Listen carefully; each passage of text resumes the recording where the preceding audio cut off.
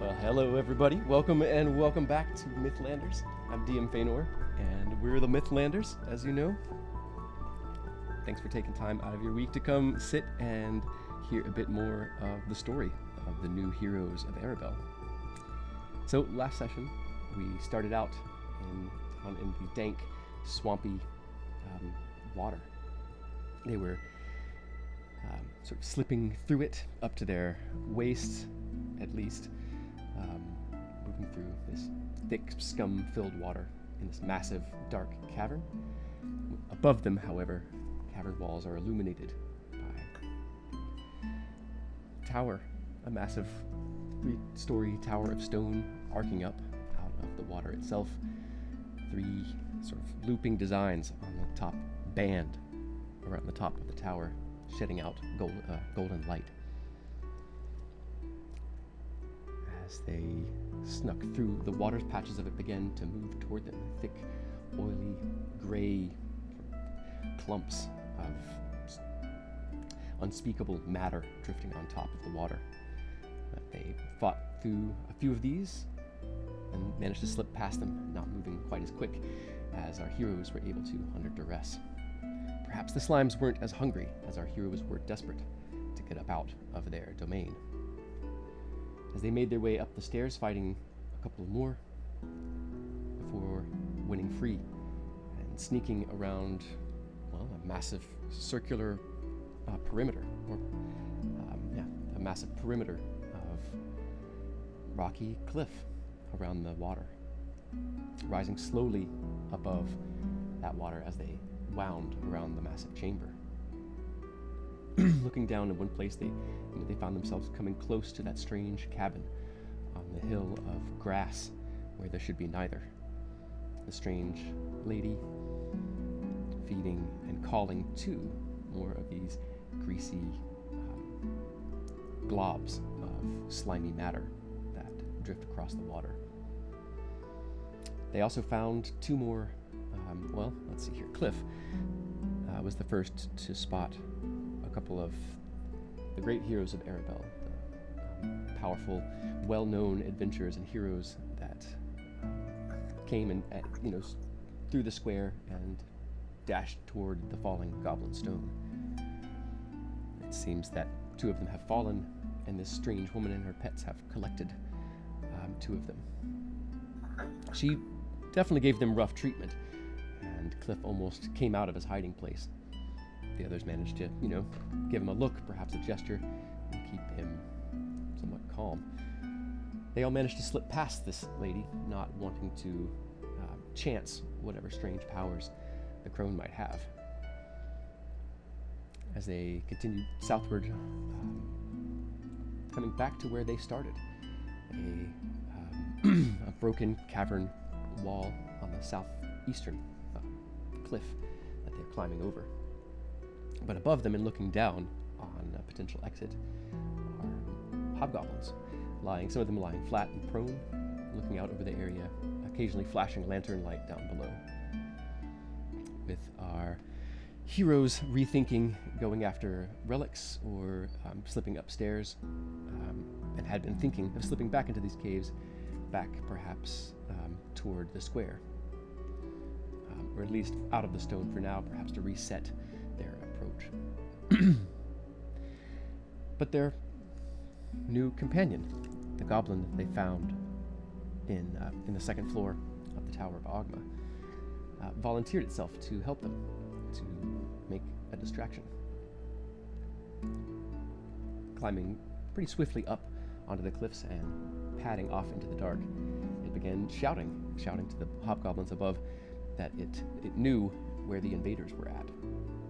And that's where we left off last session. Unsure whether this goblin is friend or foe, betraying you or pulling perhaps a very clever ruse. And that is where we are going to start off this session. Pon is not here this session, so there will be minimal heard from Helena, unfortunately. But yeah, let's see here. Is there anything else you all recall from last session? Anything you all feel like I left out?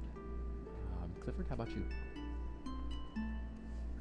Well, we learned a lot. I mean, we circumnavigated the whole space, um, made a lot of noise, and then sneaked away and came around and learned where all of the heroes. I mean, now we pretty much nailed it down to where everything is.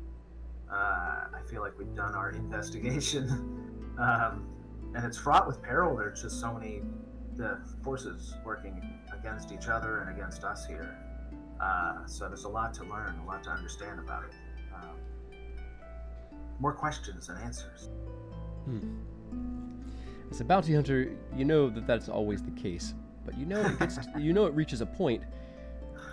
As you know, this situation must reach a point where those questions start to dwindle and become fewer and fewer, but bigger and bigger. Right. Exactly. All right. How about Lokag or Big Bri? What do you recall from last session? Anything I left out? No, nothing in particular. Lokag is just very hunched in this covered path. So the covered path that we're walking around this place is a little too short for Lokag. Absolutely. And that might be the case all throughout this area. maybe when you get to the bugbear area, you might be stooping a bit less. All right. What about you, Loquitur? Anything I left out? Anything that you wanted to remind us or the viewers? Yeah, we learned some stuff about slimes and how they're attracted to us, and I'm not exactly sure how we capitalize on that in the future, but maybe we'll figure out some way to move through the water with less waves. Kind of trying to figure out how to sneak around down here successfully, and I think so far we've been learning some stuff and doing pretty well. Unfortunately, our current route has left us on the ragged edge of being very, very tired.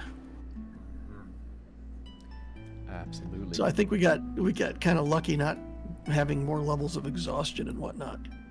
Yeah, there was some pretty tough rolls contract, good around. rolls last. Yeah. Yeah. Especially for you all who are don't have con saves or athletics. Yeah. So yeah, heck yeah. Worked. J Fink, what about you? Yeah, I think everyone covered pretty much all of it. We did find our healing potion, which we gave to Helena, as she seemed to like going and trying to poke and prod the slimes, day in, day out. So she is up one healing potion and hopefully more protected for it. Also, hopefully nobody needs it immediately. Yeah. And I would like to say that Millie is pretty confident that this goblin will not betray us. High 90s. Yeah. All right. My volume. Let's see here. Yes. Give me just a moment. Gotta open something real quick in the background. Not too bad for me. Apparently on the stream, I'm a little low. Checking in on that. How does that sound any better?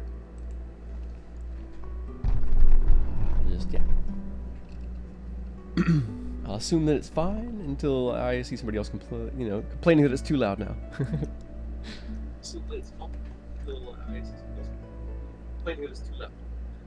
Okay. Oh, I got an echo. That was me echoing. All right. Well, that is where we are going to start off this session. You all creeping below, trying to get underneath and past the hobgoblins. But knowing that, any moment they'll potentially, we're gonna, flash the lantern back down there. And hoping that this goblin did not betray you.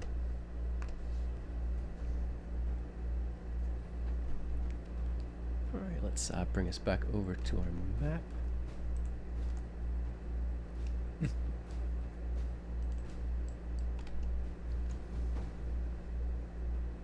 Zoom out a little bit. So over here, Just to refresh everybody and the viewers and everything, the cave they're trying to get to is here. They are, they've sort of been in this spot before. This is where they climbed up to last time. So they're about 25 feet up.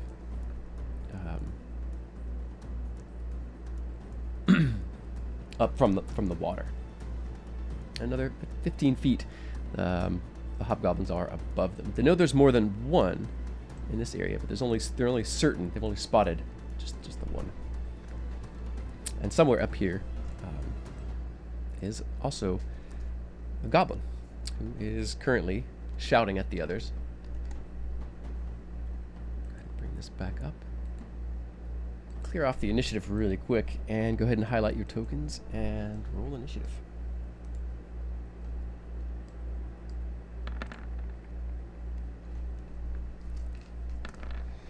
And Cliff, you're the main one who can understand, so you're probably translating. He's shouting to them in goblin, their own tongue.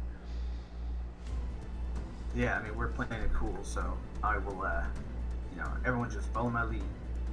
But he'll do what he can to express it down the line. We play a telephone game. Right. Okay. So you had peeked up over, I think, last session, right? You had climbed up a bit and were peeking over. I jumped up and looked and went back down. Right. Okay. So I might have a little recon. You want me to make a roll? Or I don't know if I rolled anything. Oh, I'm not needed at the moment. That's all right. Uh-oh.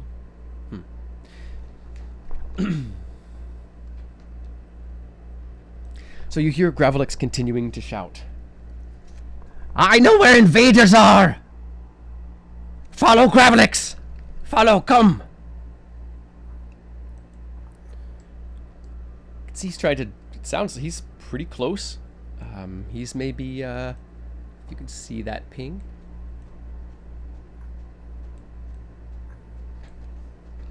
You hear the scraping of gear, the sort of rasp of chainmail as someone drags themselves to their feet, and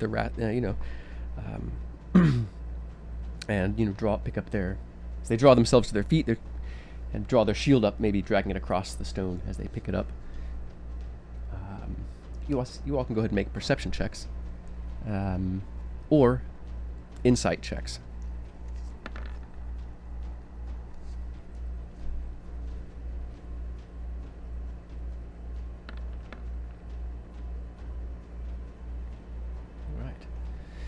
Cliff, it sounds like there's two of them coming. Millie, you are... for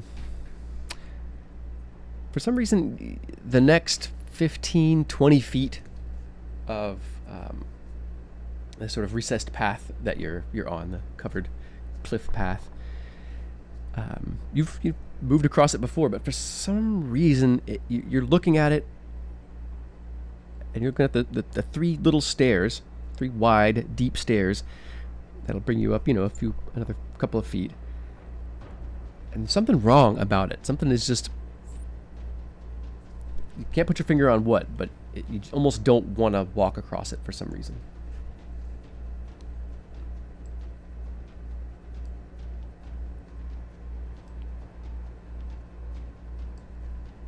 Something about over there.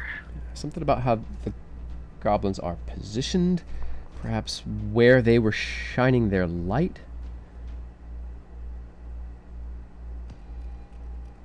Just a few things you can't quite put your finger on, but you definitely feel a sense of danger as you approach these few stairs.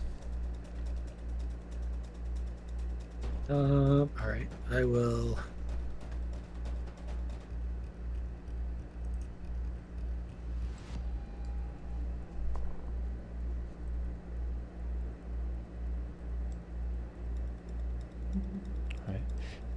So Millie shares that, warns. Yeah, so I'll just say, "Hey, look out there!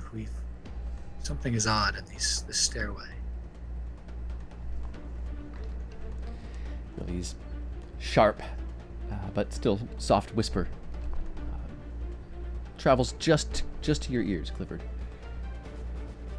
At the top of the order, before we, go into any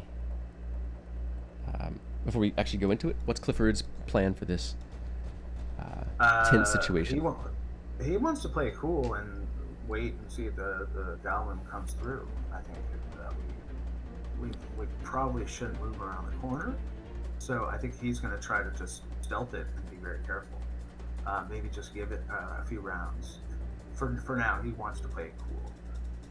If people want to move and settle into a safe spot, and then wait till the craziness and the distraction, and then hopefully we can. That's my plan. Okay. And you're kind of probably showing that through your body language. What about X? What's X thinking?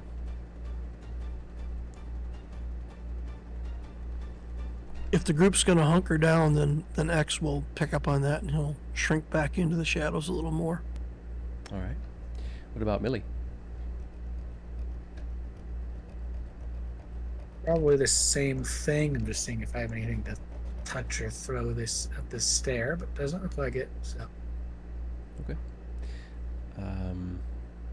And what about? Okay, so before I go on to Locag, so the stair is just ahead of Clifford, like basically that bend. Oh, for some reason, there we go. As you kind of round this edge underneath this overhang here, there's a few stairs up, and that's the area that looks off to you.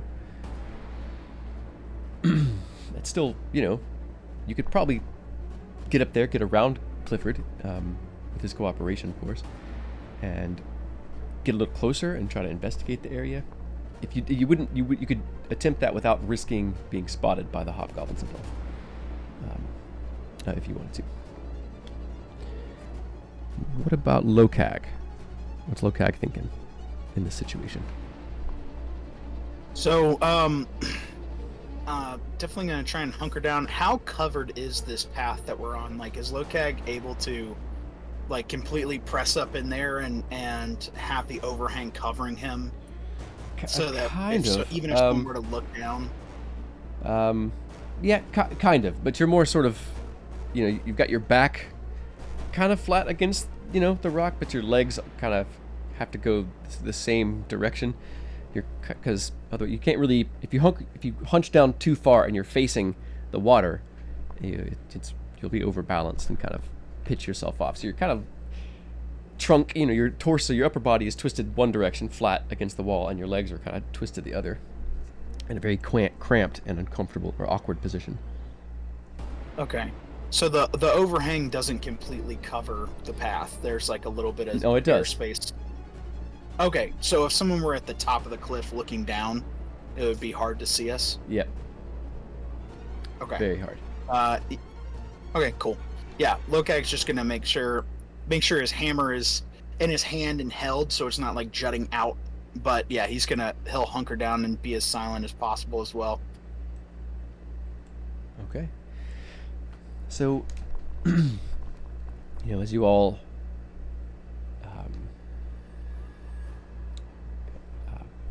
hold yourselves in these uncomfortable sort of positions on this ledge that's maybe 2 feet wide in some places, maybe 2.5, mostly 1.5 feet wide. In a lot of places, it sort of widens and narrows.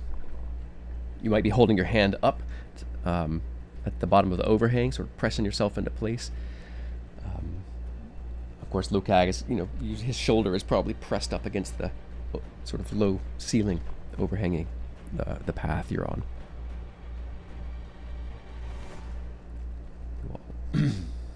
Slowing down your breath, but it still almost sounds like it's thundering in your ears as you wait. Gravelix continues to shout. You hear a second and a third figure rasping, their equipment and garb sort of dragging across the ground as they pick themselves up. Their boots begin to thud hollowly on the dark reddish stone above you. Gravelix continues. Yes, this way, near the strange cabin. They know the lady.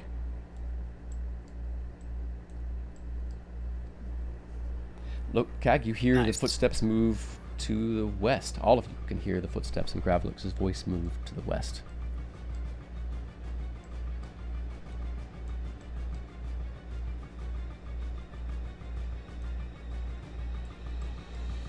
move along this area. And Little fella came through. I think we're gonna be all right. a few moments later, you hear the squeal of metal as someone above unshutters a lantern and shines light again down below. It seems that there is still at least one sentry above you.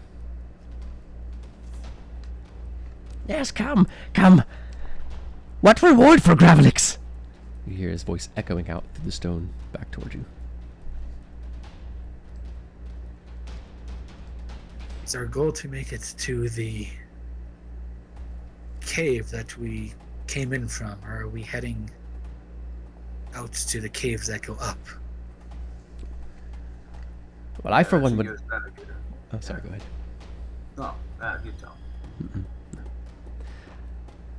Helena sort of looks over. Well, I for one would like to get to some nice clean sewers. A place with a little more predictability, she says. We're two slimes in that sewer. True. But that's our territory, she says.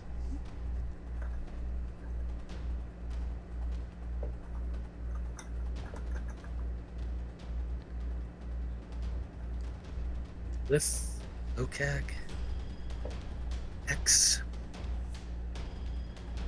Millie sort of, again, sort of fiercely but still softly whisper. So just carrying along that stone cleft where you're all huddled. We found no hostages.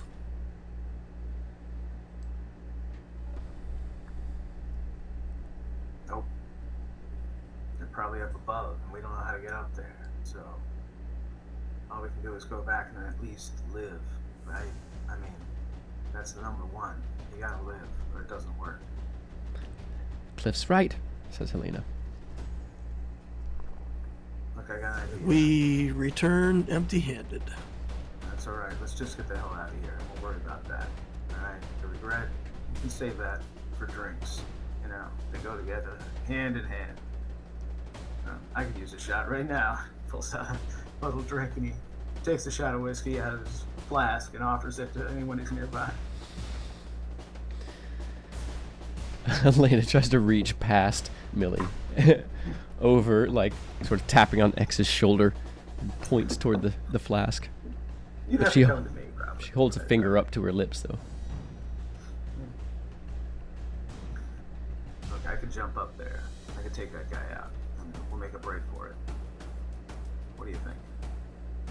That would be going up. I thought we wanted to go to the cave. We do, but that guy's watching them. So what I'm saying is you run to the cave and I'll take him out.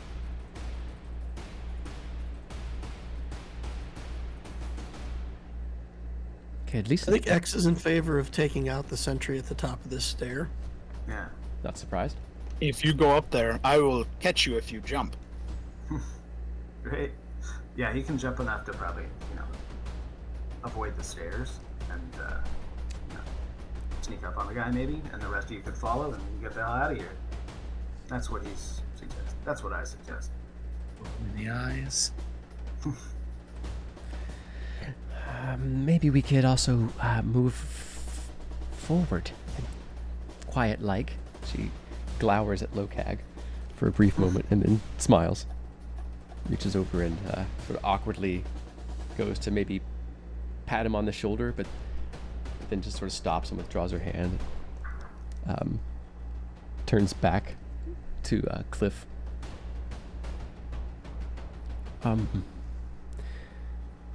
Well, Somebody should figure out what that stone is doing. I'm wondering if it is a lurking slime. what stone? She says. Says Helena. Going on the stairs. Oh. All right. Maybe that Does Millie want to? should be you. Yeah, Millie, you want to come investigate and have a look at this? Not really. Helena, do you want to look at this? You know slime's better than anyone. Oh. Let's just sneak by. All right, Perhaps I can get behind. we'll try to sneak. That'll be plan A. Plan B is I'll jump up there and take that guy out, and anyone else who wants to help me while we run. Sound good? Should someone carry Lokag? Trying to be quiet after all. This is Do our best, right? just trust in the hat, Lokag. It will hide you. If Lokag is not quiet, then he can just throw me up the cliff because this is the cliff of death for me. Wait, my rope is it still there? My grappling hook and my rope? We're back where we started, so it should be near there. Let's see here. You do not see it anywhere. They took it away. Damn it, they took my grappling hook. It took me 10 Very minutes to good make rope. that thing. Alright. Well, I say we sneak. Stealth all around, everybody? Yeah, if everyone's agreed, go ahead and make your stealth checks. Yeah.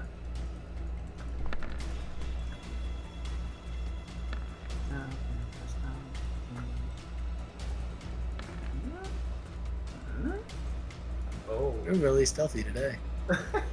Nice. I'm going right to plan B.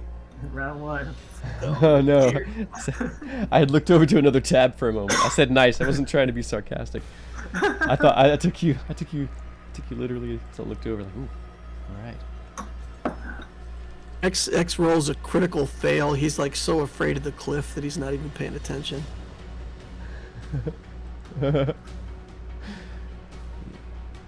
All he knows is he's not going to die by falling today.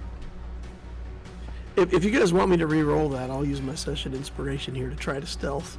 Because if No, it's a I DC 10, I don't think it's worth it. okay, Do you have guidance? No, we couldn't cast it because it would be too loud. no verbal Yeah. component here. Yeah. Yeah. All right. So if you all continue in the order that you have, that you're sort of showing there on the screen. Yeah, avoiding the stairs.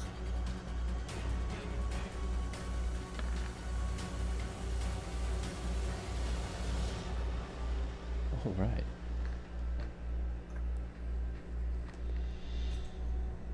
All right, so Clifford, as you slip, you creep northward, you come toward the stairs that Millie, the three, long, deep sort of stairs that Millie pointed out.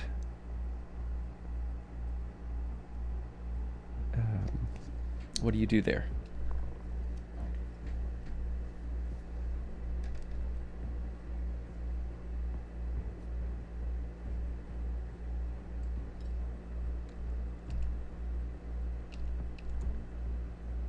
You're muted, Nick.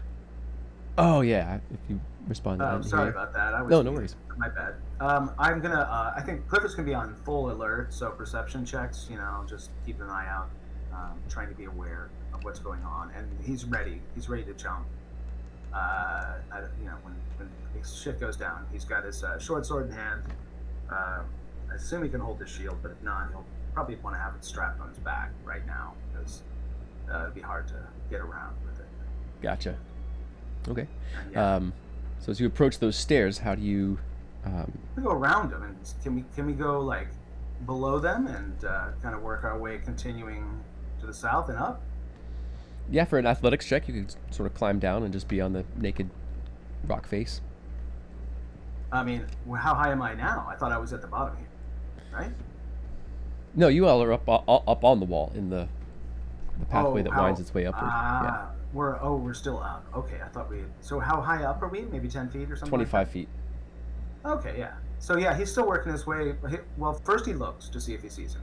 So that's all. You see the front edge of the crossbow, and you see the shaft of light come out of the lantern, illuminating the rocks, just right up here. Okay. So you've got to peek out from underneath the overhanging rock and look up. All right, I'll just go slowly and try to stick to the walls and try to avoid being seen best I can. Okay. Make a dexterity saving throw as you move up the stairs. All right. Something catches underneath your foot. Oh, a trap. Something round slips out from underneath your foot and sort of makes a very soft sort of ping up against the cliff face wall. Not enough to give you away, but yeah, not sure what it does. It sounded like maybe glass or metal. It's hard to say. I looked at the ground and see what it might be. Is they basically laid out the area with bunch Yeah, of junk. looks like a small. You see several like small daubs of what maybe pitch or black icky wax, and there are what seem to be round stones. They look like dark yellow stones. Looks like rough ceramic, actually, that's painted or glazed. They broke a bunch of pots. No, Right. it's a perfect sphere. It looks like it was made this way on purpose. It's just really roughly made. It's like not a sphere. It's more sort of oblong and not very well shaped. Some sort of clay, Something I could. glazed roughly. Yeah, it's maybe an inch across. It's not very big. Something I can pick up and put Mhm. away. Yeah. I'll tuck it away and I'll give a look to the rest of the crew and make sure they know that it's a little sketchy here. Yeah, they were cleverly hidden. Like the stone stair, like each step is uneven, and there's like a little gash in the stone, and these things were set along it, just even, almost even with the rock, but definitely hidden from below. Yeah, clever, very clever. Well, hopefully that'll help communicate to the next person behind me to watch out and just silently keep moving along. And I'll point out that the guy, they probably know not mine, with the flashlight, with the bullseye. Okay. All right, you're pretty fine. The overhang above you starts to recede back toward the cliff a bit, and so once you get sort of right in front of the figure, one of these three squares, it's going to be able to see you, provided that it, provided you did not beat its passive perception. Alright. Well, I'm gonna try to get to here, and then I'm gonna stop. Wait for everyone. Wait. I'm okay. All right. So the rest of you all can go ahead and update your token positions as you all move upward as well, or move forward as well.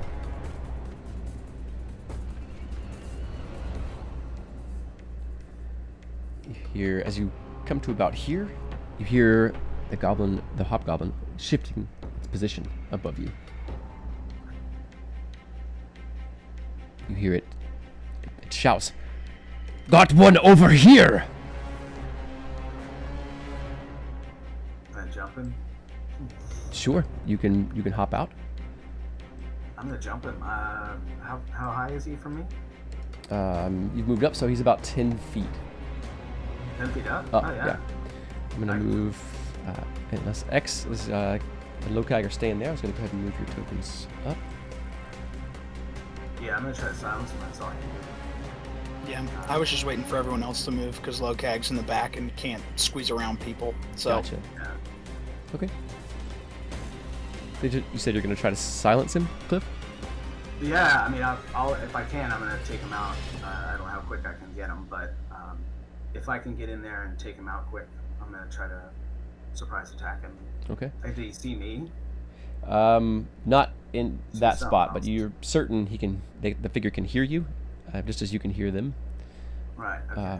And you're certain that when you pop out, they're gonna have a ready to action. Gotcha. They will definitely have really good cover, so they're gonna have a bonus to their AC, significant one. Well, You'll have some that's why I cover as gotta- well. I would have to just jump up there. Ah, okay. I'm not shooting at him. I'm gonna leap at him. I think I gotta have I gotta pull the shield up to do that. I don't know if I have even a second to do that. it feels like I should just jump and grab him. If I Okay. can jump and grab him, try to do an athletics to grab the guy, that might be the fastest way to get quiet. Yeah. He'll still That's my probably plan. get a shot off when he spots you. Yeah, that's my plan. Okay. Going, If should I go or wait for everyone else to kind of say their plans?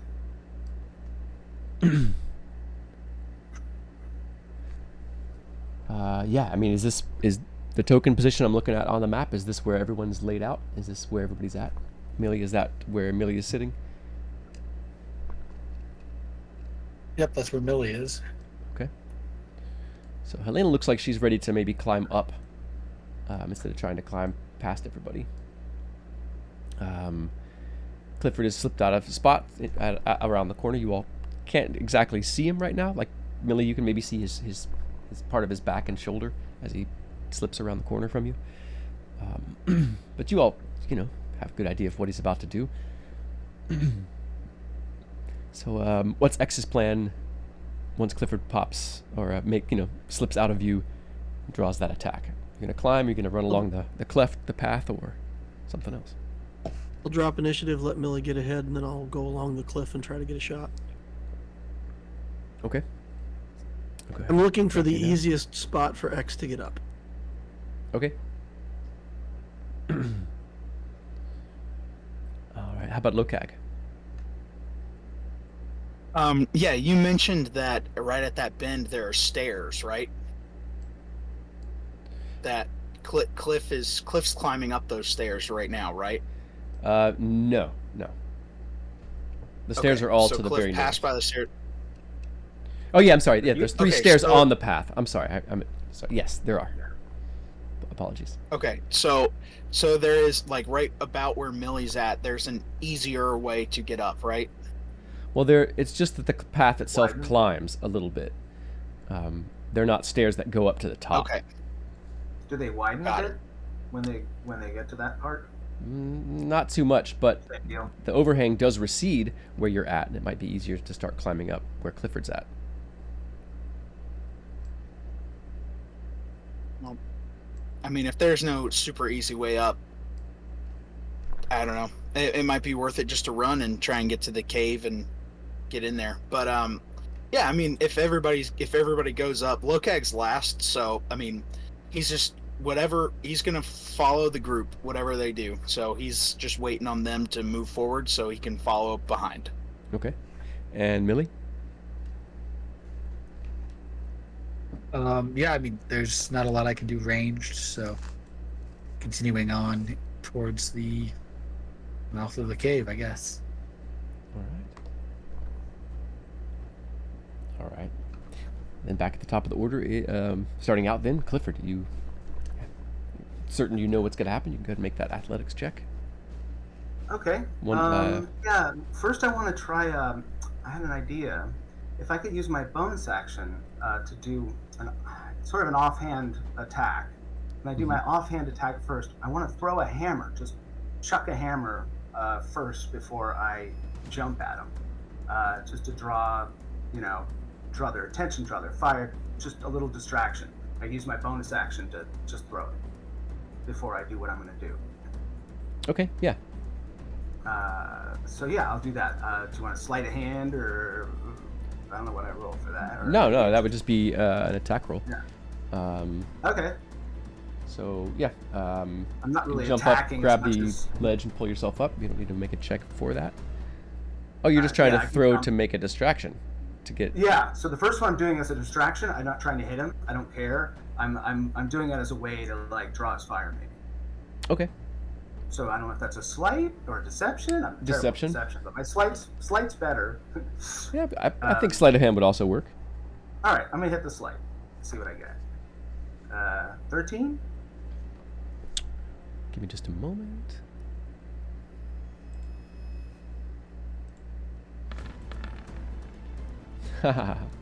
Ah! All right, excellent. It's not going to give you full advantage, but we'll see. I just It'll want give to you draw a. his attack. Make him waste his, maybe make him waste his ready action if he had one.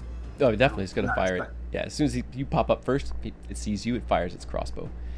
The figure's in a crouch, and make sure this is public. And Huh. well, I am going Alright. to use my inspiration to increase the drama and roll that attack again Oh. with a 17. Now, is that at the hammer? No, it's firing at you. Oh, what happened to the hammer part? Did it ignore it?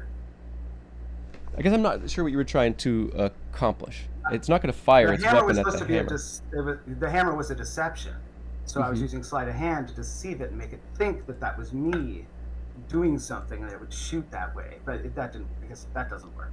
Basically. Oh, That's okay. why- I misunderstood To that. give I it mean, some- maybe you some climb up, it disadvantage. sees you. It's has a ready action to fire at the first, So when the outsider hammer that it comes, sees.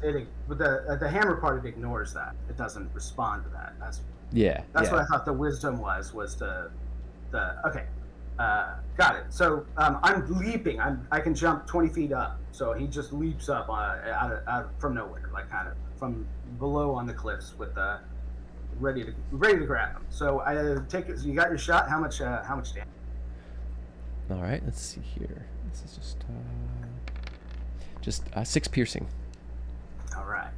as a hot line of fire scorches your ribs. The bolt slashes Ow. across and out into Nasty. the dark. All right. Now I'm gonna try to grab him. Okay. I mean, is like a one-shot kind of guy that I could just take out? Is he a little goblin, or is he more of a hobgoblin? He's a hobgoblin, Yeah, it's right? a hobgoblin. He's not quite your size, but he's the creature's 5'2" and heavily armored. Yeah. I'm gonna grab him. So here's my athletics. You said I could get advantage from my little trick, or We'll give it a +2 at the moment. Yeah. all right, ignore this second then. Okay, 21 on my athletics. Nice.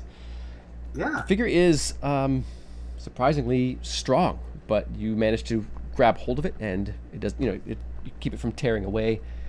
You have it grappled at the moment. Or what else are you trying to do? Well, I have a little movement. Mm-hmm. So I'd like to essentially move to the cliff edge and drop him off. I don't know how that works. It might have to be something I do next round, but essentially with my last 10 feet of movement, I would kind of move like this and try to launch him, make him fall, and then break the grapple and let him drop. Okay. That's the idea. Okay. So I have to move half speed. 'cause Yeah, it's, you have to move half speed, pulling a guy. and then throwing it, or trying to throw the figure. It's gonna, of course, try to not be Yeah. Right. So another contest to see I if, think another contest. Yeah. I yeah, think another that makes athletics. For it, it's Okay. probably gonna use its athletics. Okay, yeah, that's exactly. Tries what I was to thinking. climb you Oh, with a 2. Garbage roll. You got a 2? It looks pathetic. We're like, yeah, it's like really awkward. No. Sword is sort of falling out of its scabbard as it tries to attempt to climb you. But perhaps there's Oh, just- get down. pops a stitch or a hem or pulls some like a bit of cloth edging off of your tunic or something that rips out in its hand, and it falls. It hits the rocks below pretty heavily, and sort of splashes down into the water. Beautiful. Feel free. Did I take him out? Yeah, no. Feel free to roll the damage. Roll 3d6. Oh yeah. Sweet. Because directly below is a large rock before water. Did you say 3d6? Mm-hmm. All right. 10 damage.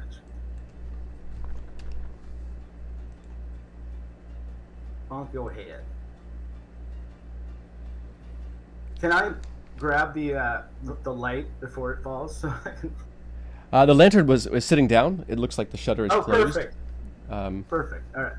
He didn't take it with him. mm-mm.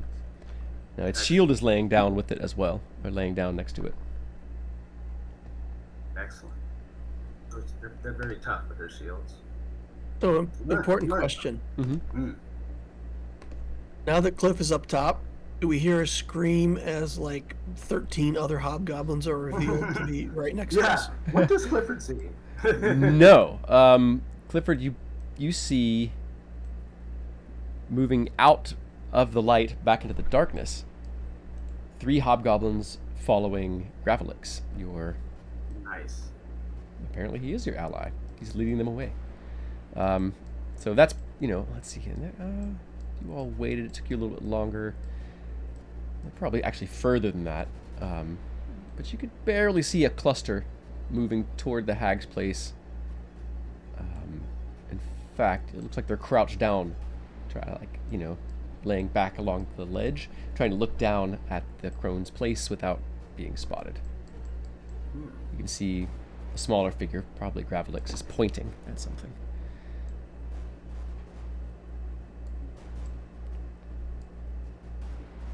All right, so that's it for my turn. Yeah. Next in the order is Millie. All right. Go ahead and continue moving forward, I suppose.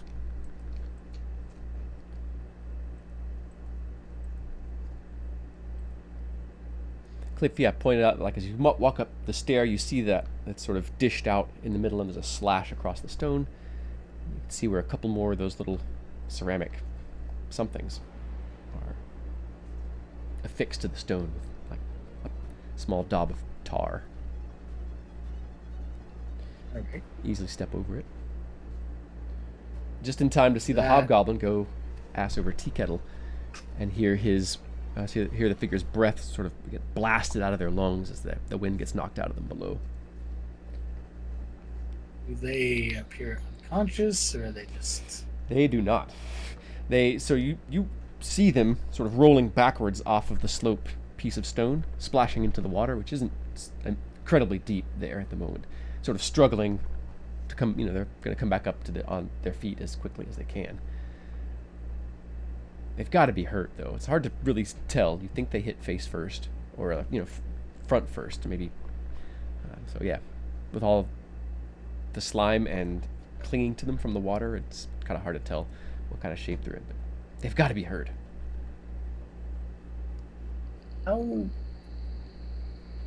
So forward on the path ahead, is that kind of going down into those broken rocks?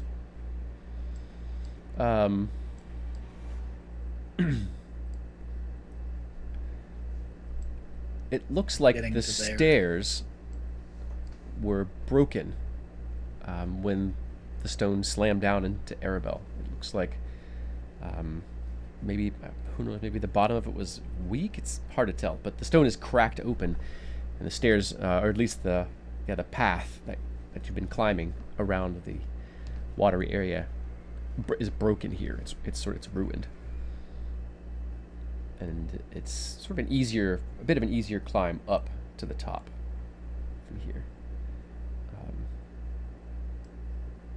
Okay.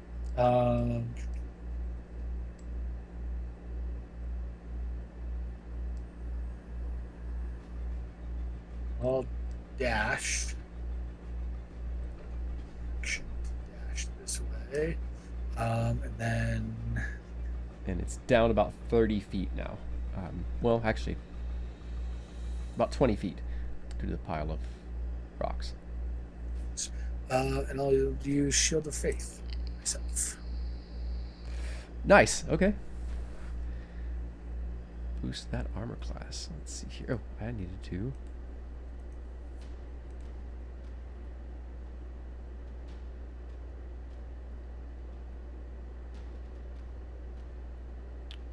Oh, right.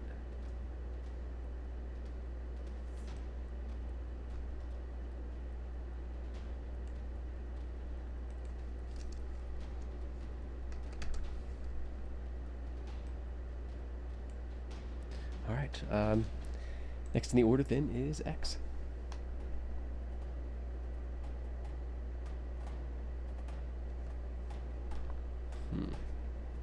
Apologies, I'm having some technical difficulties with music tonight, so apologies if it's started once or twice. Are we on difficult terrain movement or normal movement? How can we move here? You all are not on difficult terrain, except for Locag, who can make an athletics or acrobatics check to move at a normal speed.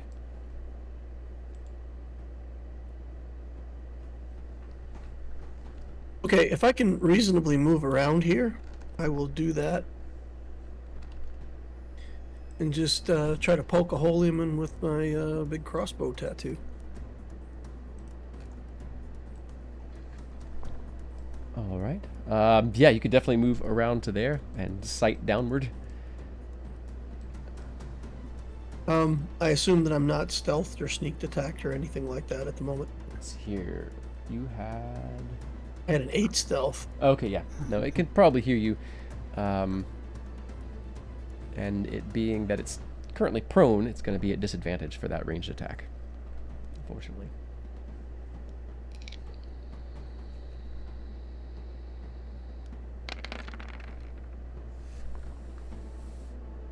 Seven. All right.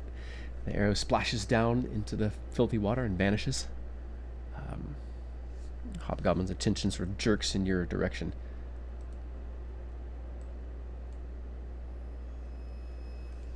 Okay. With a bonus action, I don't really have much to do. Mhm. Can I identify, like, is this guy Life Choker, Rot Gut, Shatterbone, Hate Bash, any of the names that we've heard? Can we identify these guys? Yeah, you don't see anything to distinguish it by. No, he doesn't seem to have any finer gear or finery or any sigil or crest that indicates rank or anything like that. The captain that you saw had a crested helm, a beaten iron helm with some sort of horsehair crest or some other hair. Probably not horse, actually. Okay, done. Okay. Hobgoblin struggles to its feet, plucks up its crossbow, and shouts, "To me! To me, invaders!"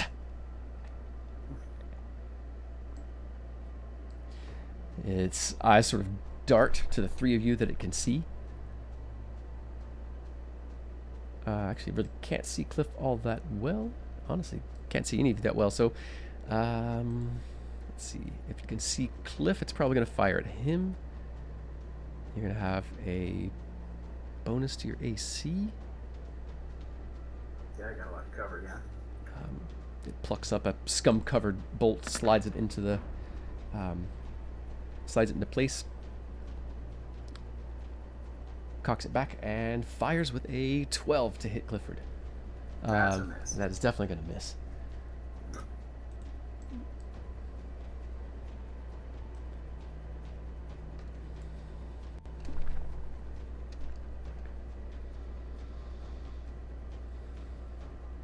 For the conqueror! It shouts as it stomps. It tries to put itself in your path, hastily trying to reload its crossbow. Oh good, more fighting, says Helena. So I assume Helena followed X up to right behind the path. Perfect. Then Lokag will do the same. Ba-ba-doop-a-doop-a-doop. Alright, what And might make I guess that... he'll use. oh, go ahead. And you said make an athletics check? Mhm. Okay.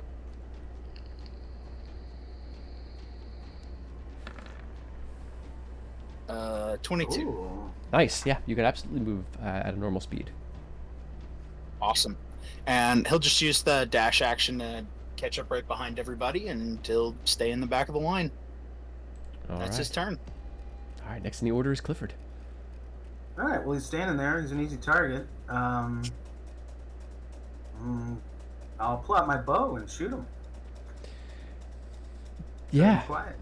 you all can make no insight shield. checks, but go ahead and make that attack. Okay. I'll do the inside foist. Okay, so it's magnificent. It's average. And I will do the hobo attack.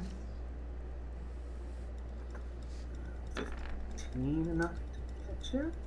Alright, a 15 is. This is on, let's see here. Lokag, as you round the corner, you see a creature that is ready to die gloriously for whatever its purpose is. Oh boy.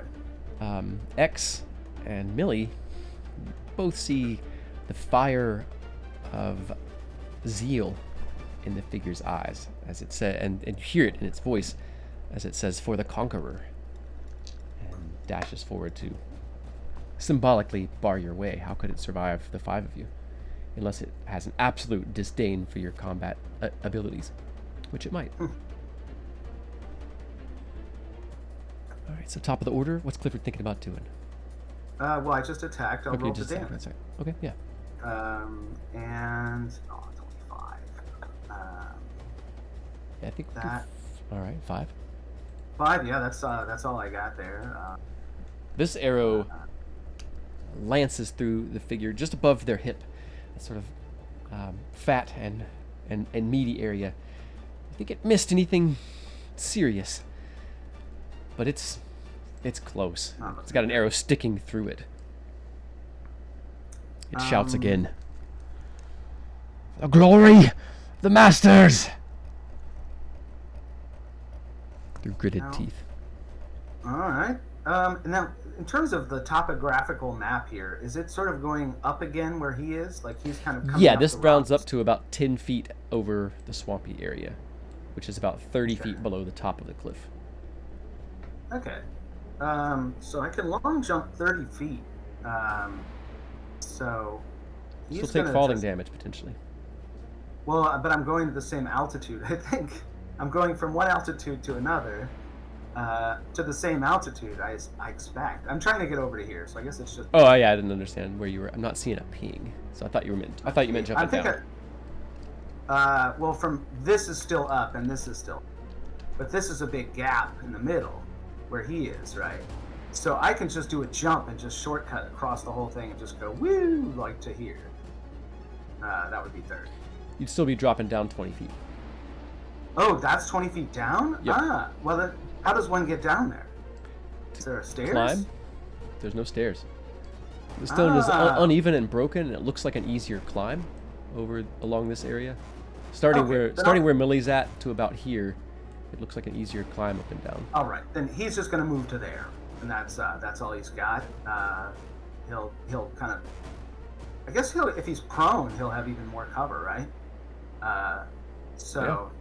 He'll take a prone position if that's possible, right there up against. No, the cliff. you're basically, because once you move to there, actually once you move past Millie, you're climbing. There's not really anything.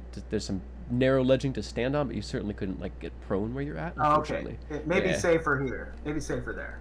For sure. Yeah. Okay, so yeah, he gets down prone, ready to shoot at something if he has to. All right. That's it. All right. How about Millie?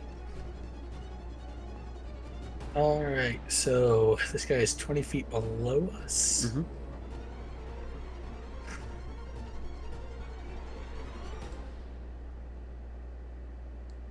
And it looks like an ugly and uncertain jumping down too. Now that you're closer, both of you, uneven. Looks like broken ankles anywhere you jump, unless you landed for one of these big pieces. Aim for one of these larger areas. But go ahead, Millie. Sorry for interrupting. And no, you said the path was upwards this way?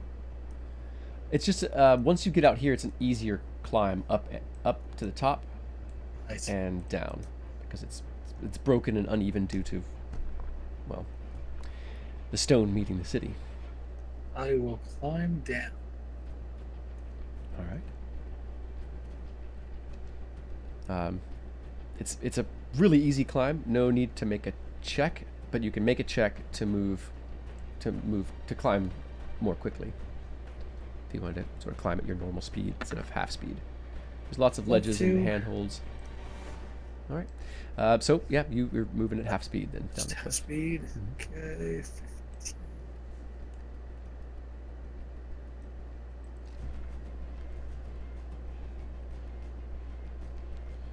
So I'll just go there for Okay. purposes of illusion.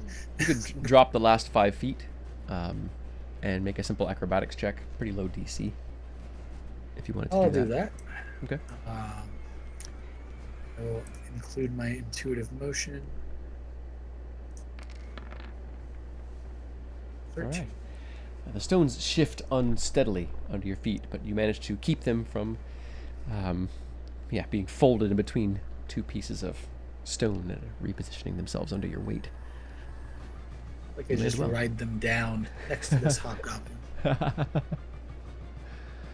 who I will strike at with my sword.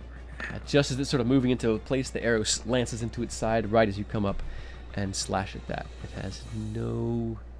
It does have its chainmail, so that 14 is going to miss, unfortunately. All right, that is my turn. All right. Next in the order is X. You see Millie slide and drop down into place, sliding down the broken stones, her sword slashing out in front of her. But with the unsteady footing, her blade went just a bit wide.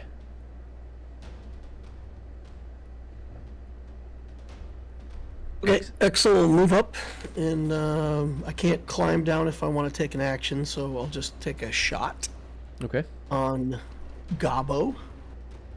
Light up this manticore tattoo. That's a hobbo to you, sir. Oh, A hobbo Hobbo. gobbo. Alright, so no advantage, but I do get sneak attack because Millie.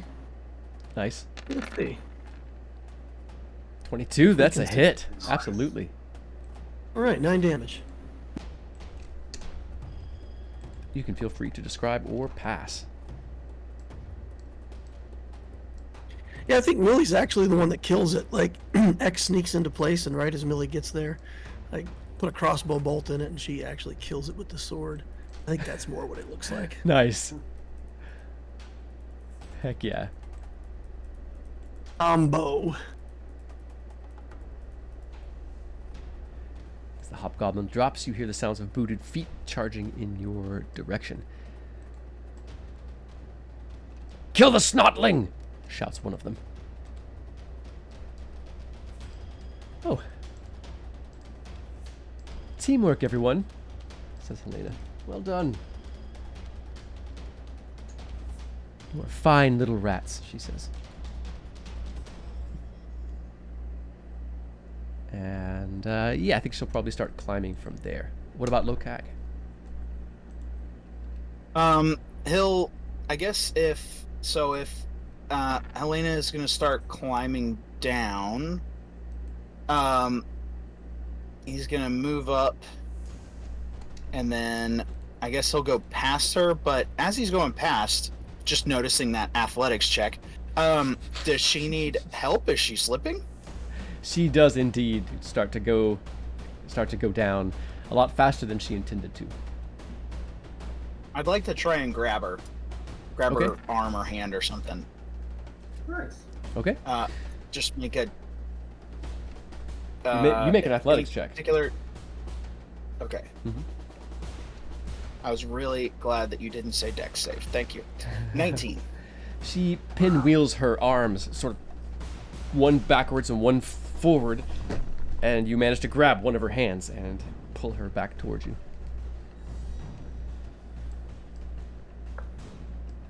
And yeah, he's gonna say, "Easier climbing ahead, I hear." And he's gonna use the rest of. I guess I moved 40. I was gonna use dash action. Can I still do that with grabbing her, or? Yeah, that's fine. That would have been a reaction as you're sort of coming up and she plummets off in front of you. Okay. And he'll just pile in right behind X.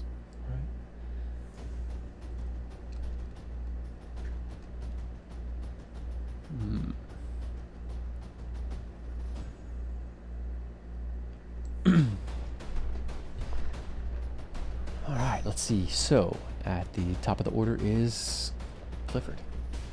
You hear the boots sort of getting louder as they're charging over towards you. Now the exit's toward to the upper left of Millie, yeah? Yeah. Or it's over to the right, Mhm. upper right. All right. So I do have a question with the jumping. Can I jump to a rock that's like 5 feet down, and then another rock that's 5 feet down, and kind of hop around like a goat to go down? Yeah, you could use acrobatics for sure in this situation. All right. I'll try acrobatics. He's gonna try to do some cool flips and that kind of thing. Hopefully he doesn't.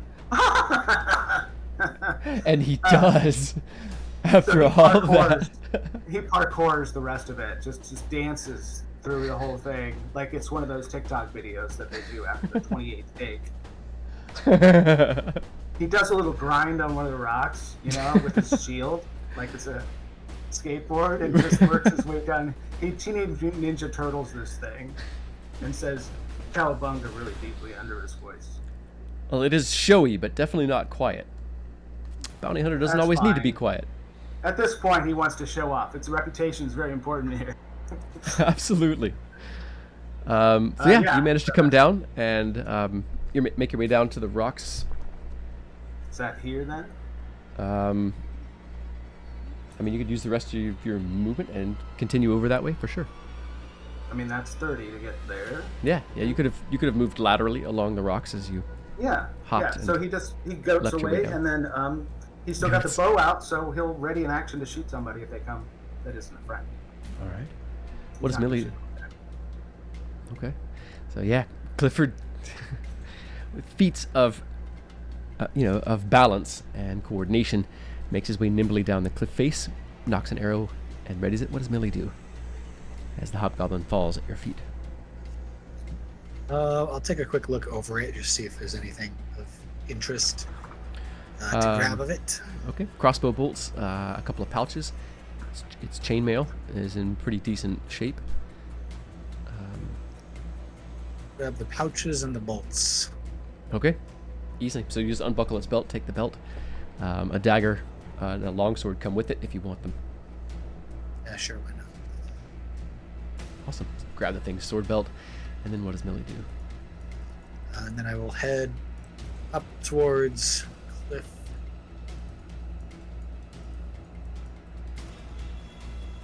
Kind of a little bit diagonally, I guess. Right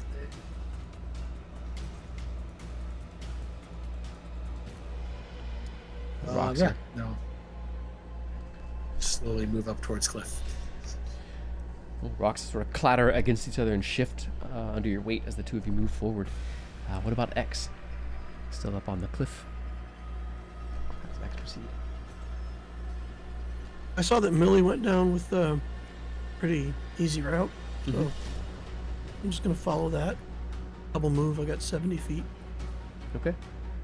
So going the 30 feet down, you'd be at half speed, unless you wanted to make an athletics or acrobatics check. No, I think I'm good. Okay. I'll get most of the way down then. Yeah, so 5, 10, and then you could start climbing and be at the bottom. So you got 70, so that would be. Okay. Any bonus actions for X? Just look around, perception, see if I see any slimes coming up on us or anything weird. All right, make a perception.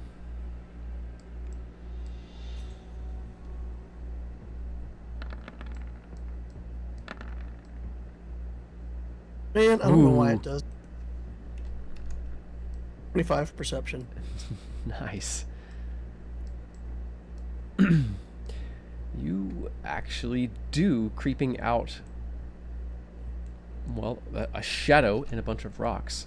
There's another pool of gray. It's responding to the waves from the hobgoblin falling into the water. It is, it's not quite started to move, but you can sort of see it seeping out of the shadow. So X will say, hurry, slimes are coming. Any responses from anybody?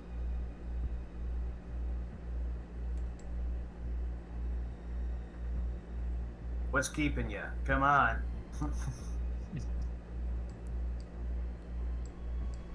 I agree. We're almost out.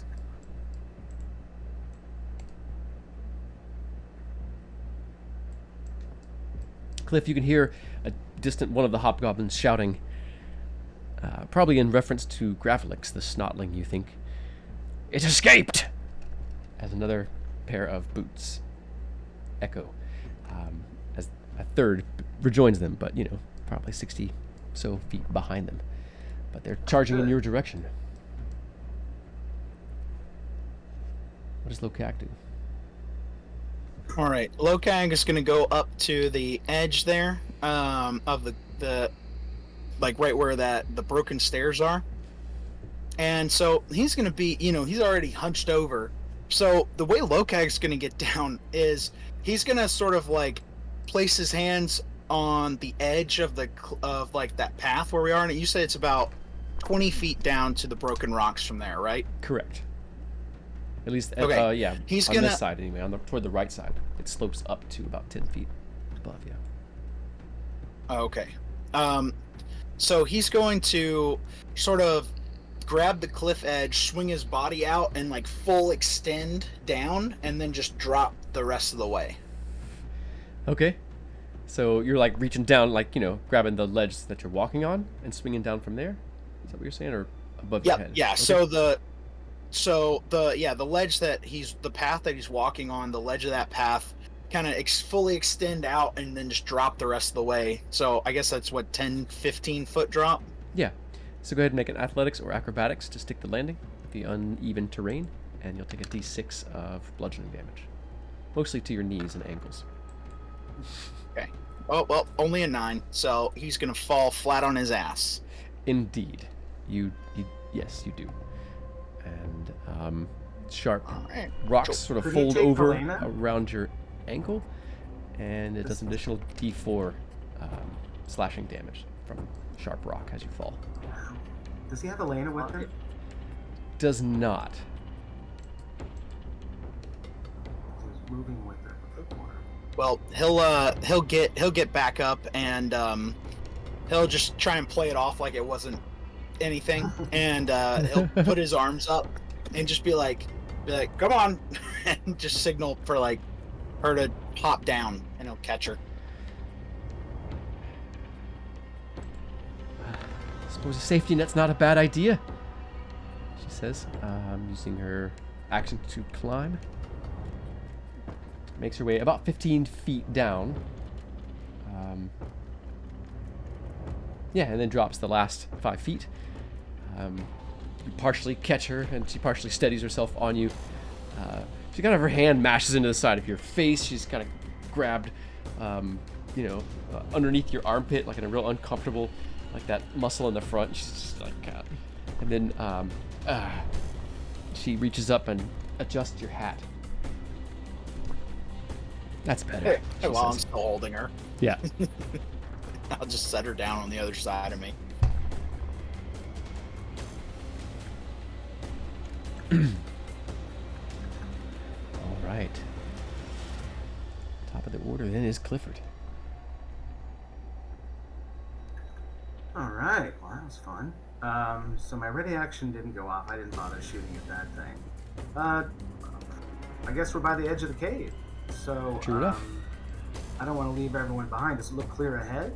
Is there anything more for me to see ahead? Well, there's that, 10 feet in, like there's that broken hallway to the royal halls that's sort of uneven, and, you can scramble up it. You don't immediately see anything All right. dangerous. Well, I'll take the lead and just be extra careful and move half speed and work my way in.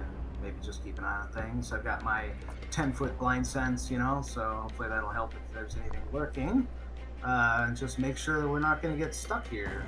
There's a way out still. All right. I don't see any bad guys that close yet, right? No. Mm-mm. Yeah. So he's going to work his way off the map All right. into whatever. So Millie, as Cliff turns and darts in over the broken stones, and starts clambering his way up the incline. What does Millie do? Come on, you three. We've got to go. I'll follow Cliff, kind of doing a quick scan out over the rocks to make sure there's nothing sneaking up on us that way.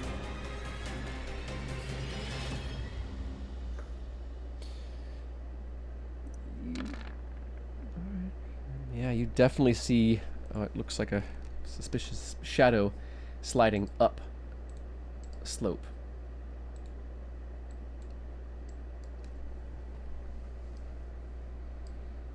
An ooze approaches. Come on. We must leave.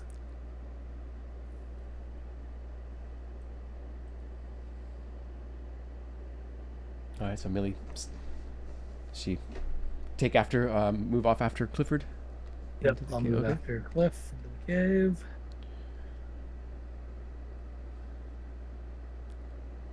All right, anything else for Millie? Nope. All right, how about X? I'll be like Mountain Gump and I'll run.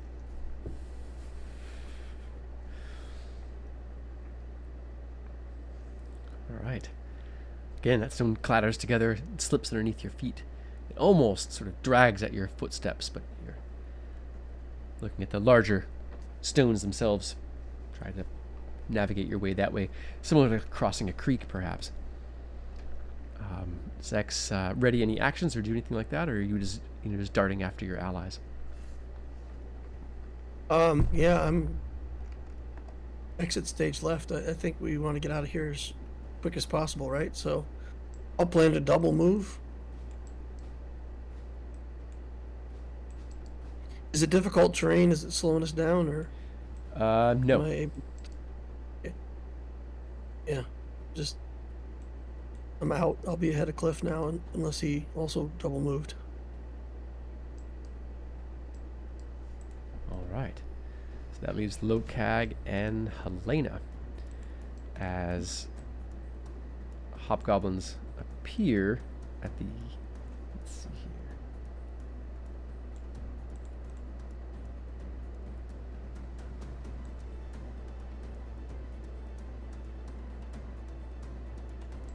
One of them in range to fire, and does so.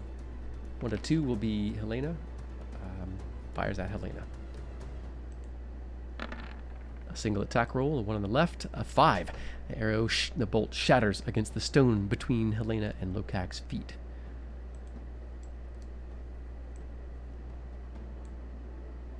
Let's go. I'm tired of making friends, rasps Helena. At about the same moment. I have plenty of friends back in town, and Lokag's gonna double move off into the cave. As does Helena. She scampers up over the rocks, occasionally going down on all fours.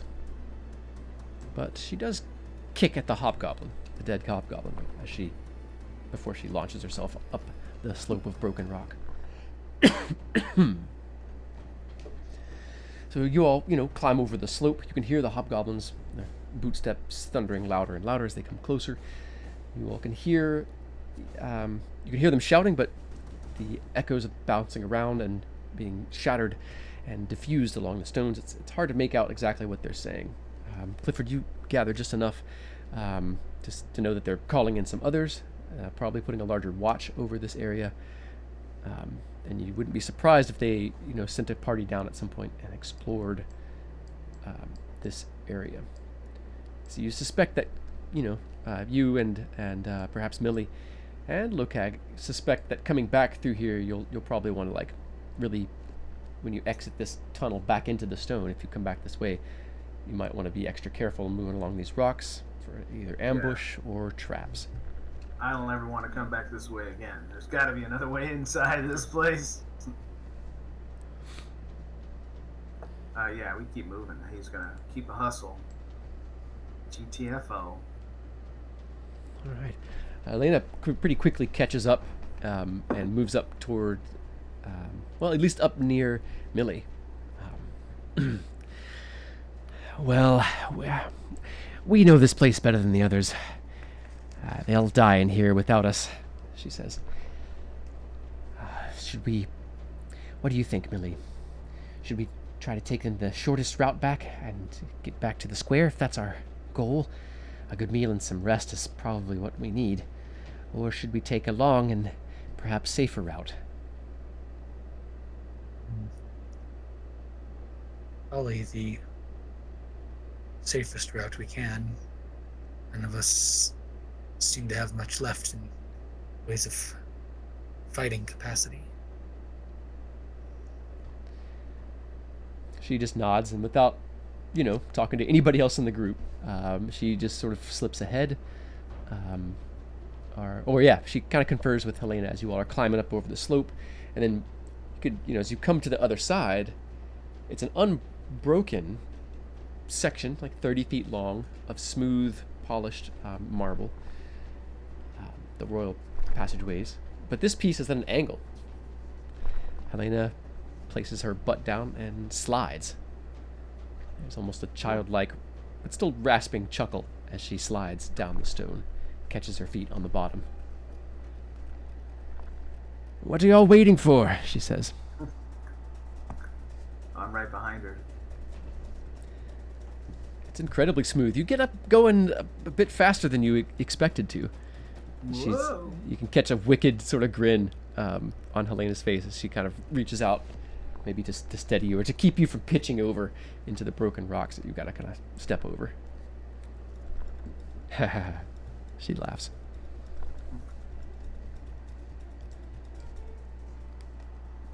X will follow, but his face is going to be particularly sour at these antics.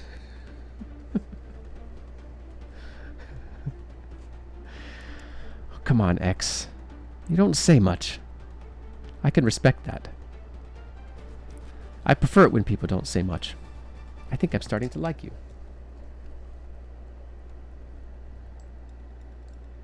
The feeling is mutual.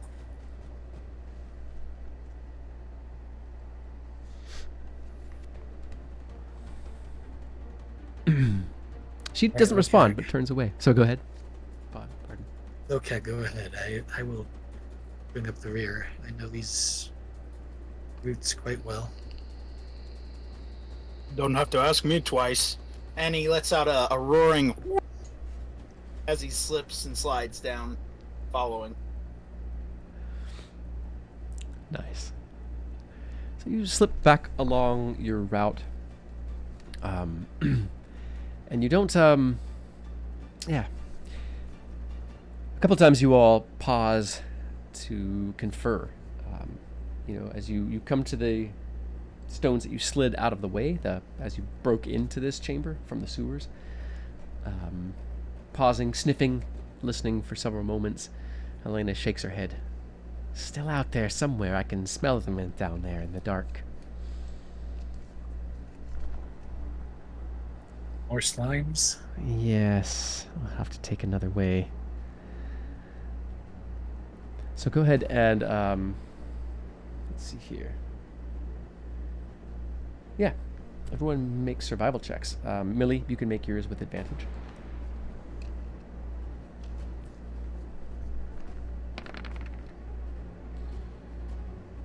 So you think over areas that are flooded, areas that had been scheduled for maintenance and cleaning, which basically means all of the gates and everything in within are shut down.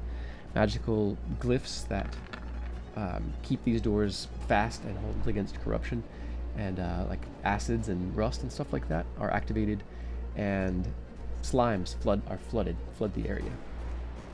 So you will pretty quickly tick these off the list. These aren't going to work. And it seems like one of your best ways back. You can follow the royal passageways.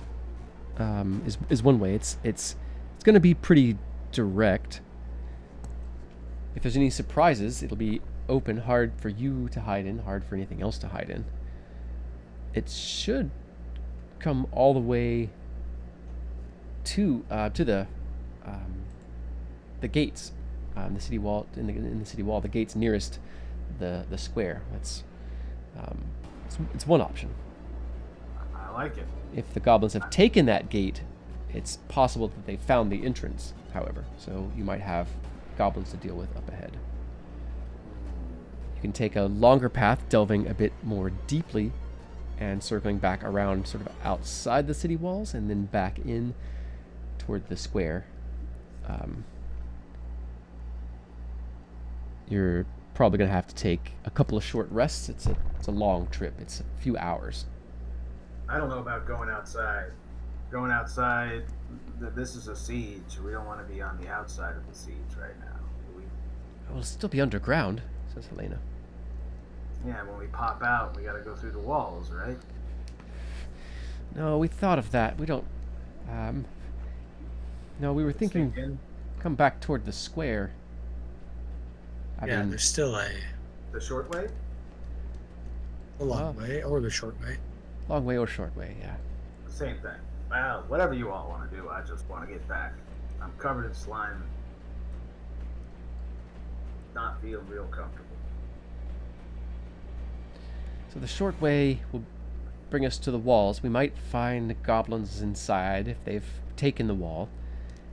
We'll have to fight through them or turn around and go a different way.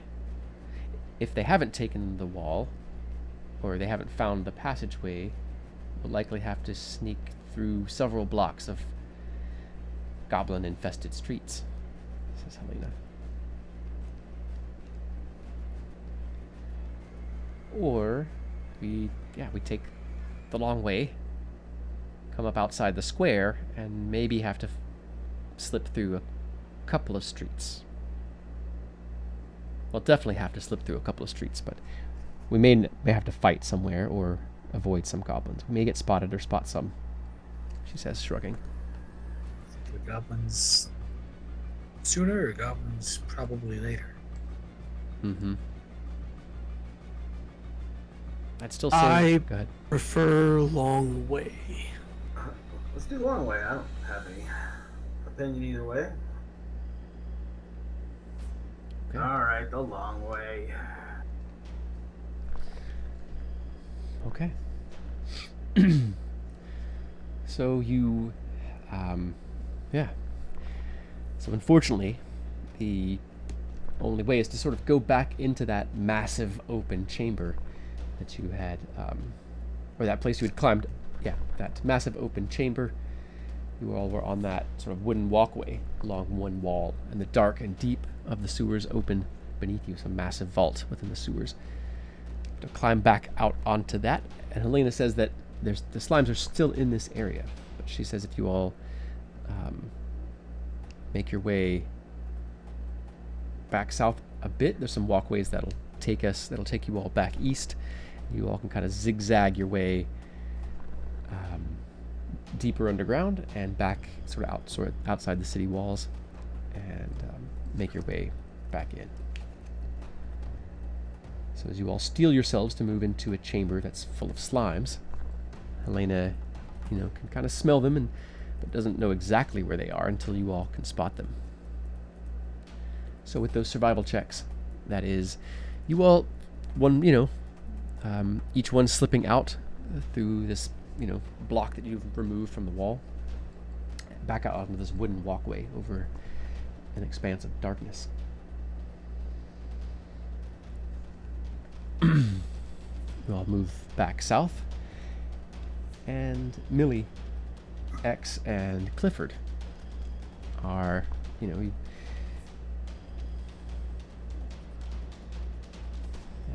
you do need some light here and there, at least for some of your allies. So occasionally under torch light, lantern light, you spot patches of fungus and mold slime that is just a little too wet. It's a little too much movement going on. Or they're maybe flowing the wrong way, where they're maybe dripping up the wall. And so using these clues, you all manage to steer wide. When you come through archways where there could be something hiding on the other side, you approach them very carefully, throwing perhaps a bit of bread or passing your heat source underneath to see how the slime might react. A few times you have to flee, sort of running across these wooden walkways. You have no idea what's above you or below. There's just a maze of rickety wooden platforms above and through the dark. You spend about an hour in this place. You easily lose a sense of time. But Helena and Millie, seem to know this place really well. Helena even speaks to it.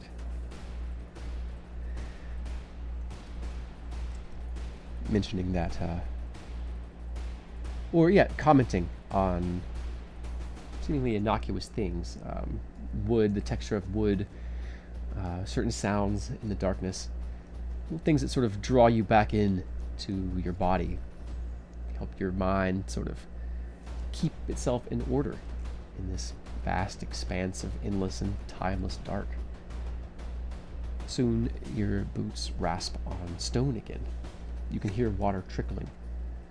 You follow that sound, and you come out on a large stone, what seems like railless balcony.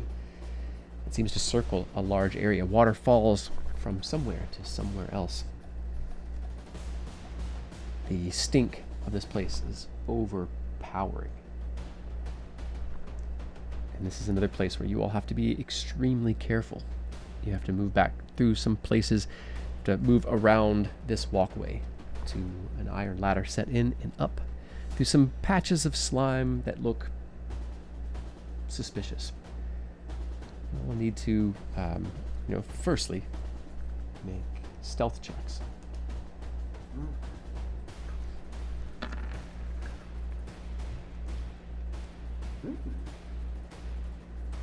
Do you hear that? Says Helena. Rats, she says, almost breathless with relief, perhaps, in her voice.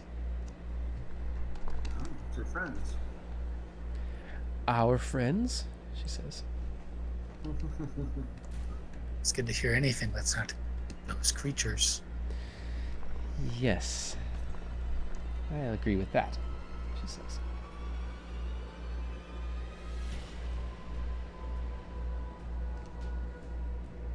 Alright, let's hear. Need, stealth for Lokag.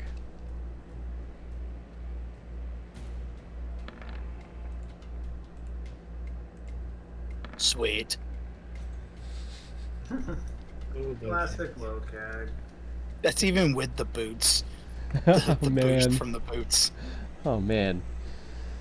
Well, you all circle this, sort of round area, the pit, water, and water flowing, falling from above down into it. You're not even sure that you can hear it splashing into anything, so loud is the roar of water. But you keep your footfalls soft, and you try to stay as far away from the walls as you can without risking pitching off the unrailed siding down into the deep, following the endless torrents of water. You all make your way to the ladder. The ceiling above you and sections of the walls begin oozing sideways as patches of slime follow you. Oh, those are the green ones. They're nasty, says Helena. We should go.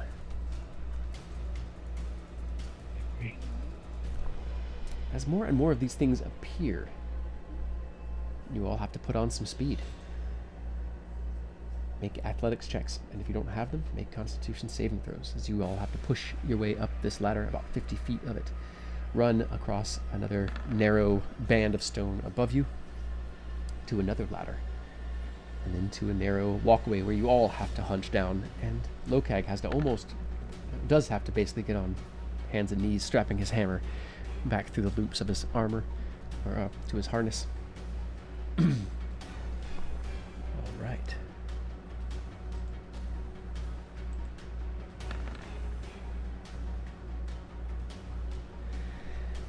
But desperation fuels you. And as you all come up the second ladder, you all start to hear and smell other things. You all smell perhaps a tannery, and you can hear shouting of goblins distantly. Looking up, you can see small patches of sunlight filtering through iron grates above you. Nothing that opens, nothing you all can climb to, but fear and hope drive you all forward through the dripping and reeking dark. The sense of hidden eyes clings to you as you move.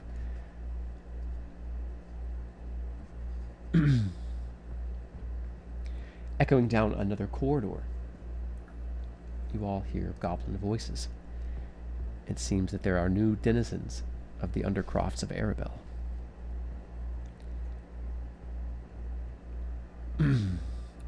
your heart's pounding fiercely in your chests, and your limbs burning, sweat slicking your body as you move through the dark, back toward the world of light.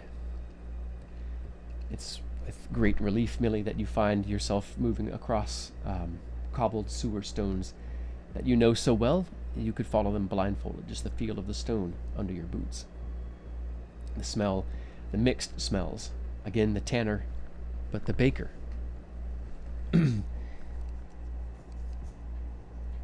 Those smells, however, are faint, just memories lingering on the stones as you move up a set of stairs toward an iron grate. Another gate, locked, a key held by certain members of the city watch, but the tumblers and mechanisms known pretty well to Millie, and probably Helena as well. This puts you... Pull out the beef stools and just... I'll watch your back, Millie, says Helena, as if there weren't 3 others with you all. Guidance. Say again? Guidance.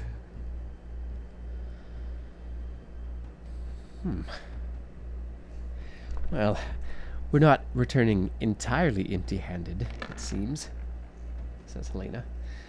We all learned quite a bit, and it seems there's some new skills in our company.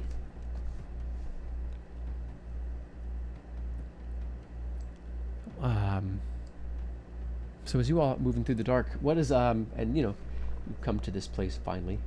Billy begins to pick at the lock. What's Clifford thinking during this? What's his next plan? Now that we're almost back. Mhm. Now that we're, Well, for the journey, if there's anything else that you know. I mean, he needs to heal up. He's a little hurt, so get some rest. Have a little time to himself. Try to, you know, at this point he's tired, so he'll be a little bit quiet and introspective and attending to his, you know, wrapping his wounds, that kind of thing. All right. What about Lokag?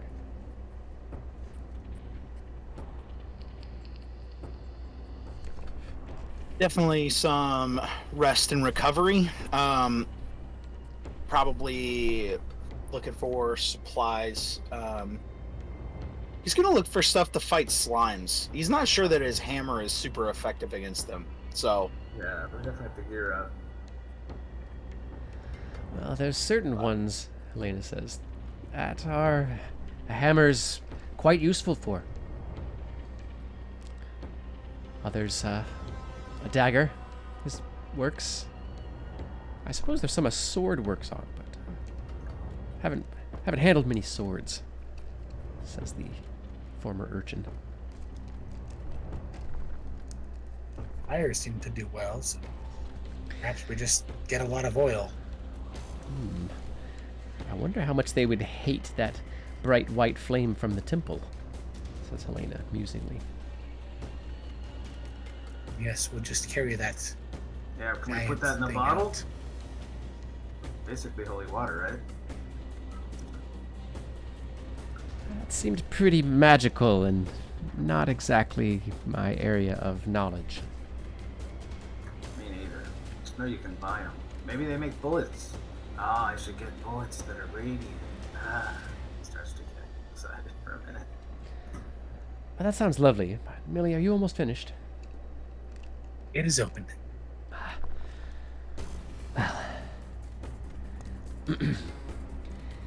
Are we ready? A couple of blocks to cover. Do we hear anything close by from this crate? Everyone make perception checks. You definitely hear lots of sounds. The shouting of rabid hordes. The equally fierce shouting of city defenders. And someplace more northwest, not the square, but you think you're hearing another area of defenders. When you were at the square, you heard the same sounds from the same area. Perhaps it might be worth doing some exploring at some point in the future when you're rested. There might be other allies out there that you can connect with.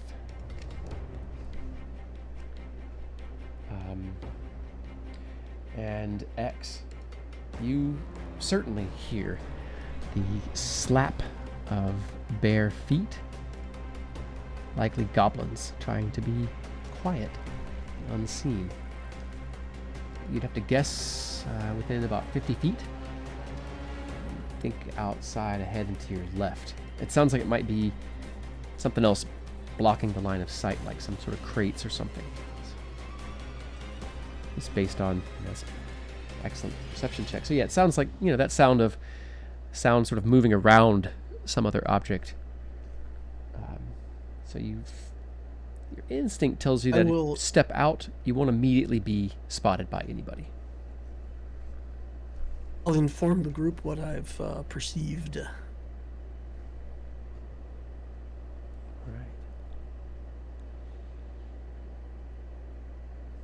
Well, I'm ready, says Helena. Maybe one or two of us sneak up there and take them out. They got cover. I don't like fighting them. Do we want to fight? Says Helena. Can we avoid them? Let's hope so. All right. Certainly Either try way. to avoid them. Yeah, Try. We'll try. All right. X is going to look at Lokag and say, please do not sneak.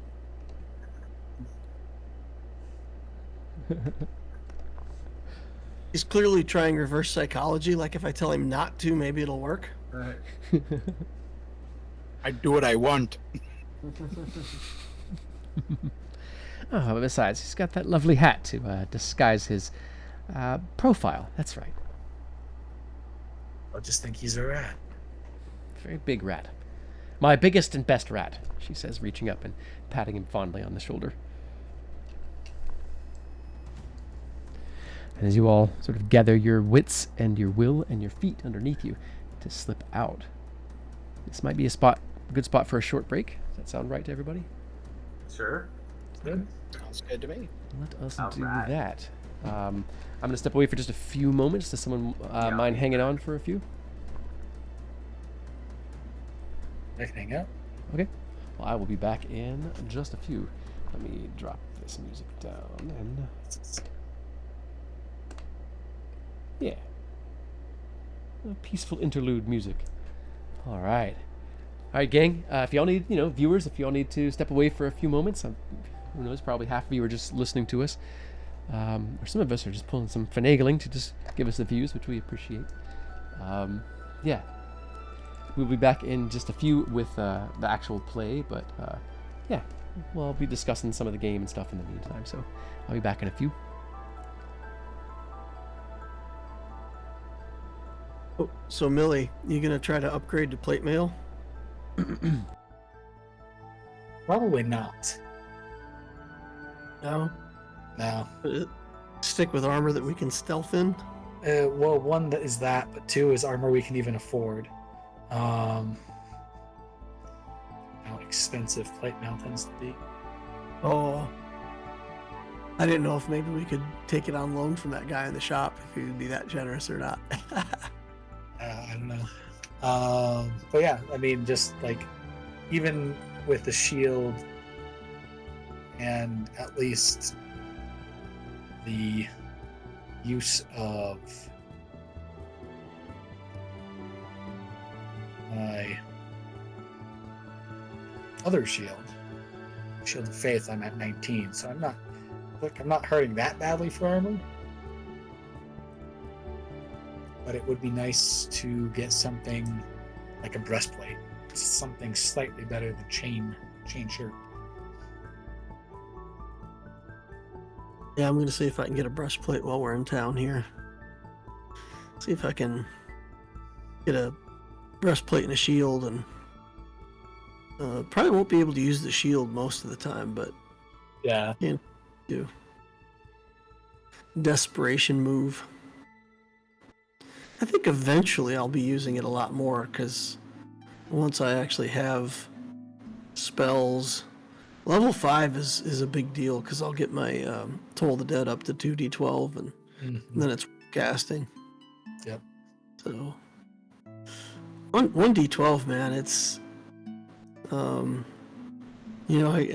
only did it a few times and then got like 4 damage, and that feels really lame for a spell, But That's a cantrip. Yeah. yeah. So at least when we get 2d12, it'll be like 13 average damage, and it'll feel like it's worth it to cast. So yeah, It's better than getting like 13 on a an actual spell slot spell. yeah, for sure. Yeah. No, I'm told it's a good spell. Basically, if I think I have a better chance of hitting with my roll, I'll always swing that way. But if I think like a high armor class target, I'll just let them make the save and force them to make the higher roll. So it's nice. It gives me options against different enemies.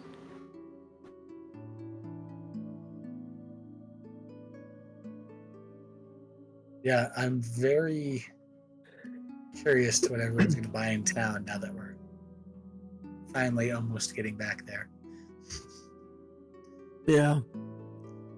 I don't think a lot of us acquired much when we first came in.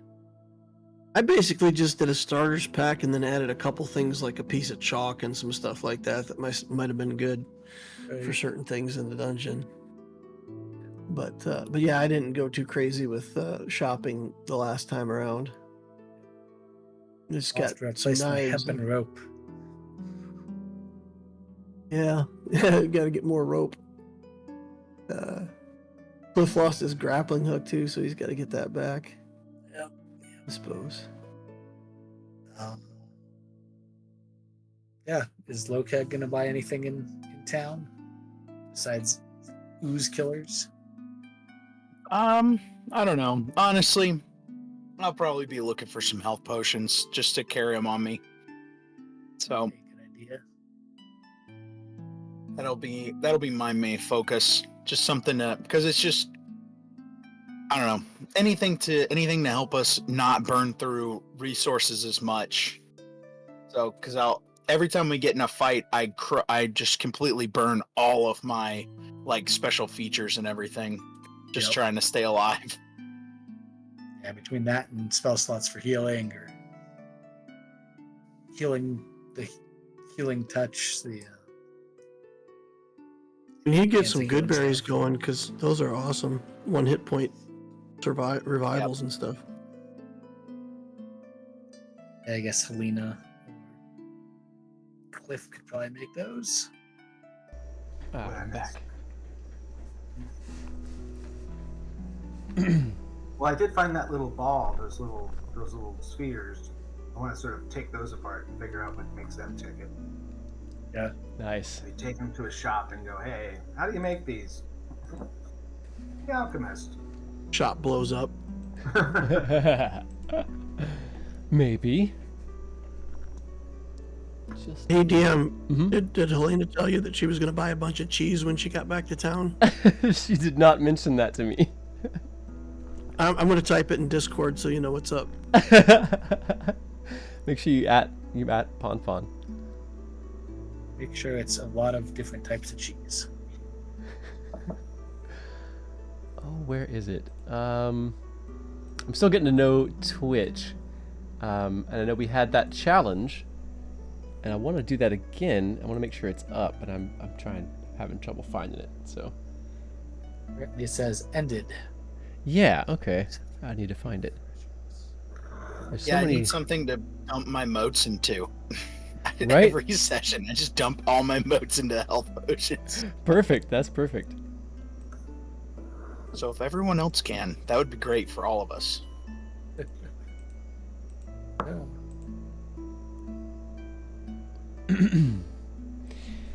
Let's see here. Yeah. Yeah, I just have to find it. I don't want to take up stream time with it. But I thought it was somewhere pretty obvious. What's that? The challenge where I had the healing potion that you all could sort of put your motes into, and the viewers could. I'm trying to find that where I Oh, actually set that up. It's gone because we made it, huh? Yeah. And I want to start Challenges it and again. predictions. That's what it's labeled under. Okay. I don't see Yeah, it but anywhere maybe. So click on the little motes bits thing. on here. Emotes. Not Or- the emotes, but down in the left bottom of the chat Mythlander window. motes. It's-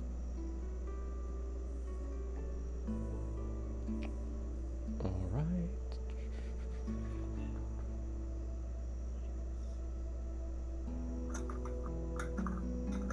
Yeah, just not finding it.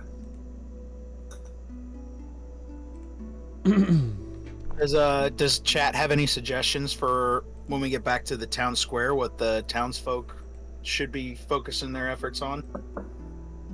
There is also a Discord channel where you all can make notes about that, right? Am I wrong about that? Working on it. Yeah. Okay, Send out working on invites again.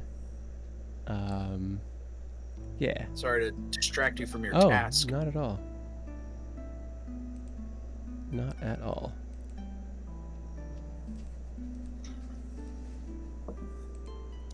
I put the cheese thing in the Mythlanders chat.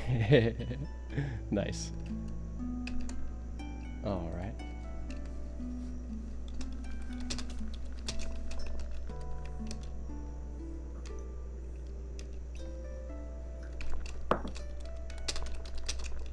Not the reward request queue, is it? I'm not sure. Left hand. Third or fourth shield down.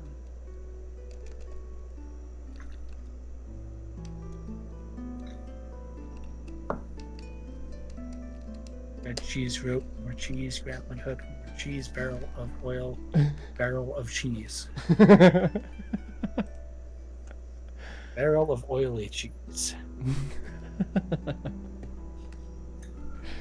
Nice.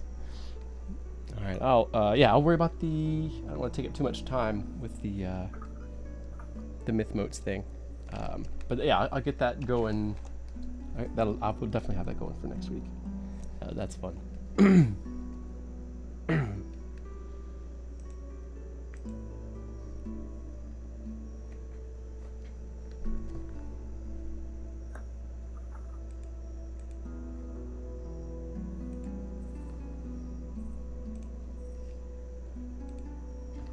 All right, looks like we are all back together.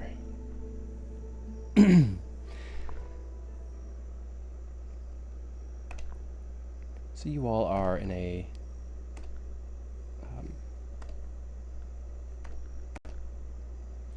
small sort of, stone foyer. It's maybe 5 by 5. You're sort of packed into it.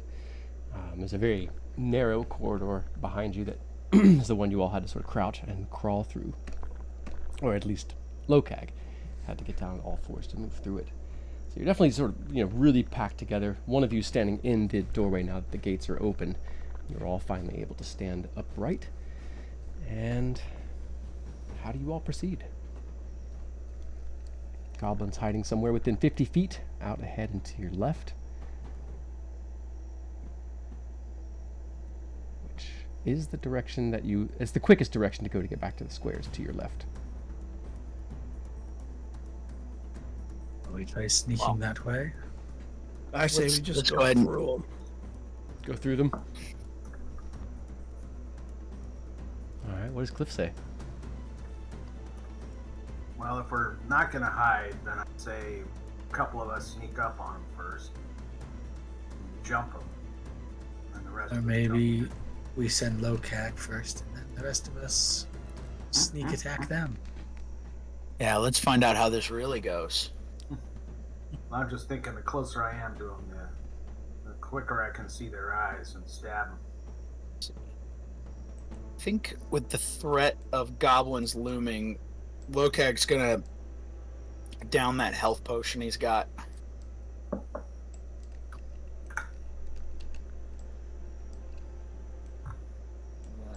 Okay. And health potions are generally 18d4 plus 26, right?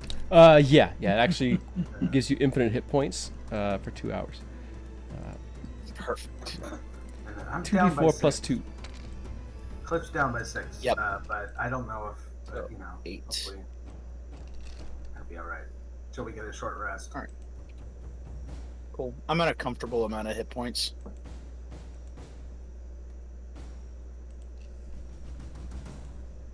By comfortable, you mean more than 0. Yeah, Non-zero more than half. Anytime I'm above half as a barbarian, I'm feeling comfortable at this point. Fair. It's a good assessment.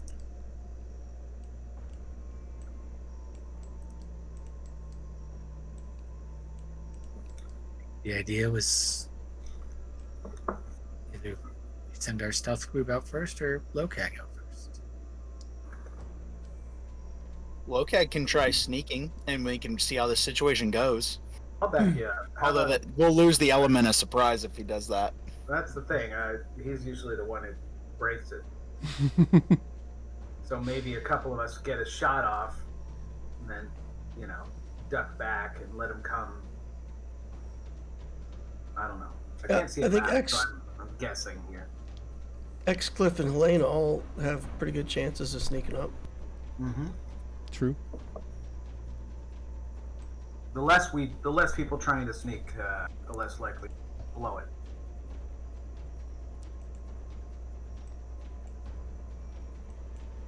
Yeah, Lokag will hang back Sneak with away. Millie. Okay. Yeah. Sneak up, get your shots off, and we'll come Yeah. rushing in to save the day. Yeah, we'll see how close we can get before we get seen. Okay. Do Go you ahead want and me make to those lead? stealth checks. Oh, yeah. All right. I'll have my shield ready in case. So the three of you, Helena, Millie, and Clifford. What's I that? clicked sleight of hand, but that's what I meant. X is going if you can. Okay.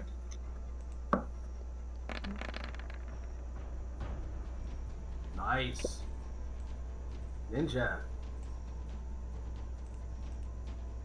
Oh, nice. All right. And then one for Millie. Really stayed back. Oh, Millie Right. stayed back. Okay. Who wants to roll for Helena then? What is Not Helena? me. Does Helena want to stay back with everyone else? Yeah. What do you all want? Stay back. Maybe safer since it's not our. The safer. Yeah, He is player. hurt. So Yeah, leave her back. Okay. Yeah. All right. So just the checks for Um, the two of you. Go ahead. before Clifford leaves, Lokag wants to ask him how to say "today is a good day to die" in Goblin. All right. I'll do my best to explain it as clearly as I can. Does he read? Does Lokag know how to read? Yep, Lokag can read and write. All right, so he'll write it down for you to take it and memorize.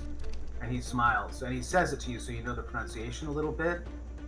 He writes it phonetically because that's all he could do. He doesn't really, he does a lot of phonetics to understand how to say things. It's mostly colloquial kind of stuff. So Can he'll I write read it in the? phonetically. Yeah, he'll write it phonetically, like in the, like English, but like Okay.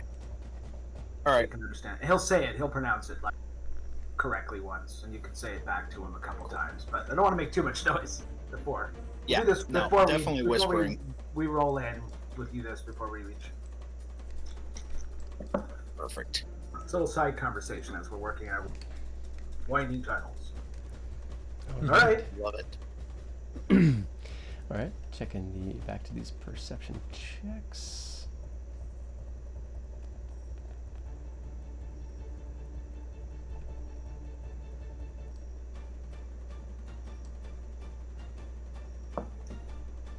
All right. Let me bring us over to a map. Ooh, map. Man. But if we come around the corner and there's like a Tarrasque with the goblins. No, but X, as you creep and look around the corner, or between, sort of you're looking. Oh. So it seems to come out from underneath, almost like a cellar of this building. It's a temple building, or was at some point.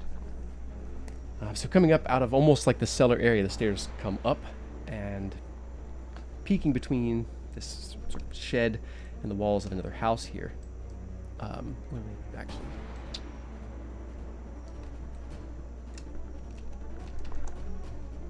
I did not show the map to our viewers out here. Oh, gotta share. It's a lovely map. So here they they've come out of a set of stairs out from underneath this house, this building. Looking to the south, X, go ahead. Can you zoom in on the map just a little bit? Some viewers said that the tokens were so small they could hardly tell who's who, so... Yeah, sure. Try to zoom in and keep everybody centered. Might need to come out a little bit. Oh, it's beautiful. Okay, cool. So, be a little awkward. We got isometrics and we're using a grid square, but we have an imagination. And if there's any questions, you can ask me. You're standing right behind this building as you come out. X, you have sort of crept up to the edge of this building here, looking southward, and you see a few of the shoddily dressed, poorly equipped goblins, the sort of savage or dust goblins or whatever you want to call them, like from the square. Gravel, maybe the level of your ally, Gravelix. But there's two that have shields, heavy spiked maces, chain shirts, leather bracers, and boots. They have hand axes. They have throwing hammers at their waists, and light crossbows strapped across their backs. Shields, round, iron-banded wooden shields, decently equipped. They have that same sort of roughly painted crest of the broken femur as their shield device. They do not spot either of you. Let's see here. Clifford.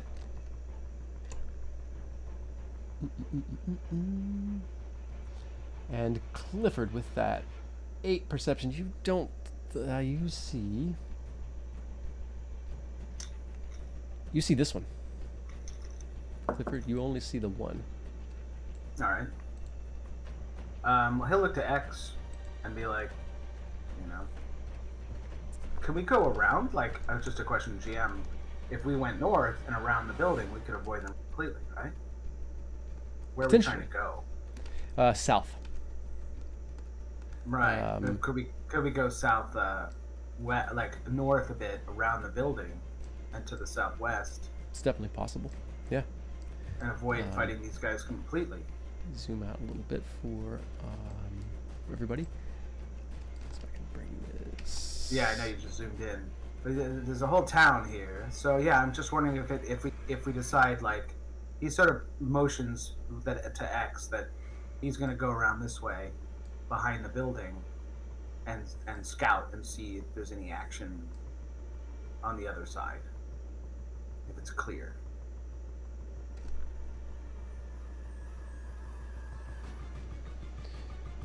All right. Does X say anything, warn him, or ask him not to, or give any quests or anything like that?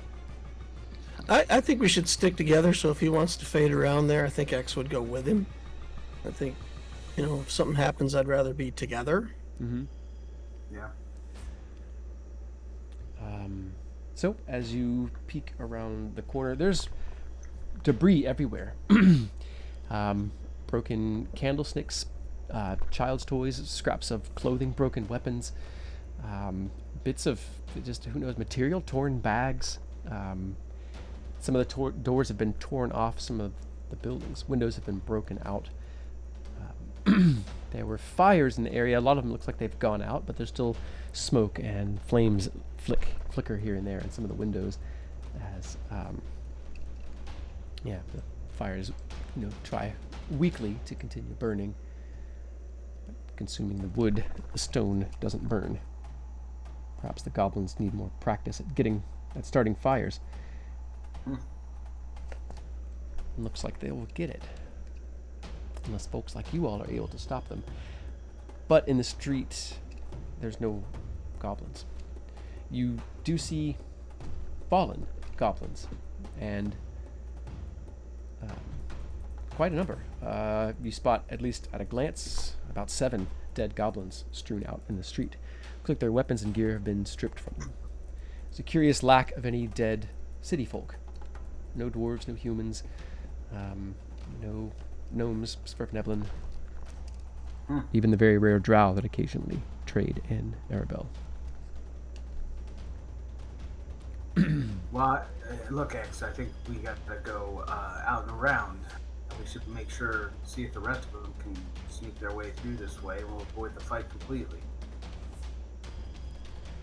You all can make insight or survival checks. Sorry, didn't mean to interrupt your response there, DL. No, that's it. That's pretty simple. Yeah, I insight. think DL started to lean forward when I said something, so it looked like you were going to 20 Big- on the inside. Big guy will fail. Okay. So this is a window that's open for some reason. It looks like there were probably just goblins here. You can see a bit to the south. There's just past this street here down to the edge of the map. That is the bottom left for viewers. Let's see here. Yeah. Down there. Okay. The street sort of curves back. If you're looking at it, curves back towards your left as it moves south and down the hill. It looks like some wagons and the pieces of like the facade of buildings have been tumbled together and have formed a sort of roadblock. And maybe like 2 different sides. Like you see spears sticking up out of it. They look pretty rough. It looks like the road is partially blocked by a little goblin, a miniature fort made of rubble and other materials. You see 3 spears at the moment, but that doesn't mean that's all that there are. So if you can wind down this way. If you go straight south, you'll have to get around, like step around, or deal with this little Barricade. Yeah, a little stronghold, little outpost, whatever. But maybe they might, your allies, might know a way around the, once they get on the street. You all get into the idea that Millie and Helena know the city really, really, really, really well. Well, let's bring them up here and say, maybe X or I can go and let them know to try to sneak their way up to us, and we'll try to go around. Maybe we can talk to them once they're up, or we both go back together and talk to them down below. But X? what do you think? So what I'll try to communicate to Cliff is, if we hit and run these goblins, they'll start chasing us. Locag can pop out and smash into them from behind, and we can take these goblins out. So remember, X is on a mission to balance the scales, so he would not be looking to avoid this fight at all. So just out of character, X is not going to be recommending good tactics. X is going to be recommending killing goblins. Well, So just to be clear. Cliff's feeling pretty happy with the idea too. I mean, if how many did you see? Because I only saw one of them. How many did you see in there? Looked like just like a little wimpy guy. There are 6 there. 2 are quite large. All right. Well, look, we can go up to the north, hit and run, take shots at them, and then move west and duck around the buildings, and then let them come to us, and then our friends can jump them. It works for me. If you want to take them out now so they don't come up behind us, I understand the thinking. What do you got? So DM, there's a very cheesy tactic that we could try here, which is Rail 'em? if you get up on the roof of the building, Mm-hmm. you can, move and I shoot, was- and then I move was- back behind. I was just thinking that if we can get on the roof, I do have a potion of climbing, but I do not have a grappling hook. All right. Let's try to talk over each other a little bit. Let's let each other finish. Yeah, no, I'm in agreement. Cool.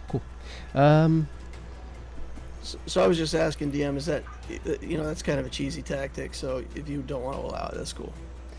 You don't think the goblins are going to fight or play fair, and they're going to use every advantage that they possibly can get. So, totally, you're allowed to do that. The sides of this building look a little tough to climb. Maybe, where there's little, if you can kind of see here on the map, where these parts of the building jut out, and you've got these little corners that meet. Those are going to be your best bets, and there's one on the north side and the south side, like you can see. So, Could give you a little boost. maybe a moderate DC to get up there. You want to try it? Can I use acrobatics? Not in this situation. It's not enough, little places where you can balance in order to do that. I don't know if we even need to do that. We can shoot them from pretty far away and run and wait for them to come to us. And we'll have more room to move. They'll Okay. start throwing. So to be clear, are you all sitting in the street talking about this right now? Or well, left we're next to in the the building? corner there. wall. Okay, yeah. Okay. You're starting to We're- get more we're- and more nervous we're- being out in the open, even though you're against the wall and kind of hiding as well as you can. You're pretty exposed. You're starting to feel that. All right. Well, do we have a signal to let everyone know to come running? You probably would have. Some word or whatever. I mean, they'll hear us screaming. So I say, let's start fighting. Let's start shooting at them. Let's go. I got my bow ready. We can start from like up here, and then run around behind the building. Maybe get a sneak on them. Let's take advantage of this situation. Well, we got it. Back with the crew. Do you think they're dead? Asks Helena over to Millie, quite nervously. They're probably No, dead. I haven't heard them scream yet, so they're probably okay. Maybe they died Right really there. fast. Right then, you hear them go, "Whoa!" Or really quietly. Oh, nope, there they are. Now they're dead. Now Die, they're boy. dead. Die, you gobbies! Well, let's see an attack roll from X and Clifford. Well, Alright. I'm not going to avenge them until I've had a good sleep, says Helena. If that's them dying, I assume we have an advantage because of you're hidden. Yes. 21. I'm Fantastic. gonna target a small guy. Okay. You said you're going to target one of the weaker ones? Yeah, whoever Cliff is gonna target. I think Cliff, we should both target one of the little guys and see if we can just one shot him. We might be able to take two of them out. Let's see. Let's do it in order. I did 10. Does that take them out? You can feel free to describe or pass as you dispatch one of the goblins. Oh no, it's not even like we didn't even spend any special effects on it. It's just you just hear a Wilhelm scream. And that's it. I love it. We didn't have the budget for that. Sorry, guys. No No. description there. Too much. Sorry.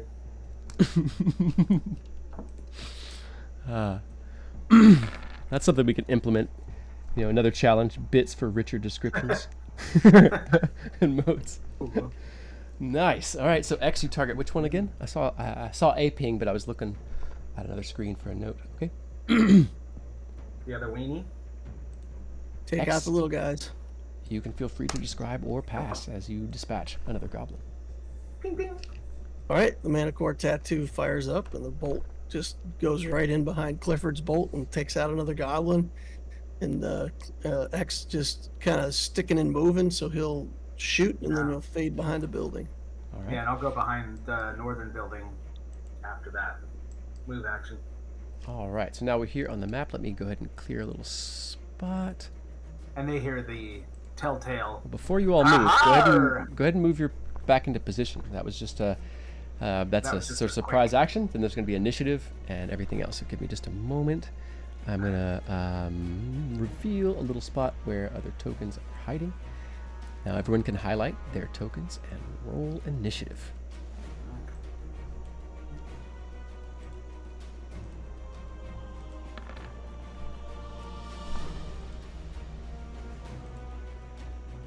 We all rolled real bad.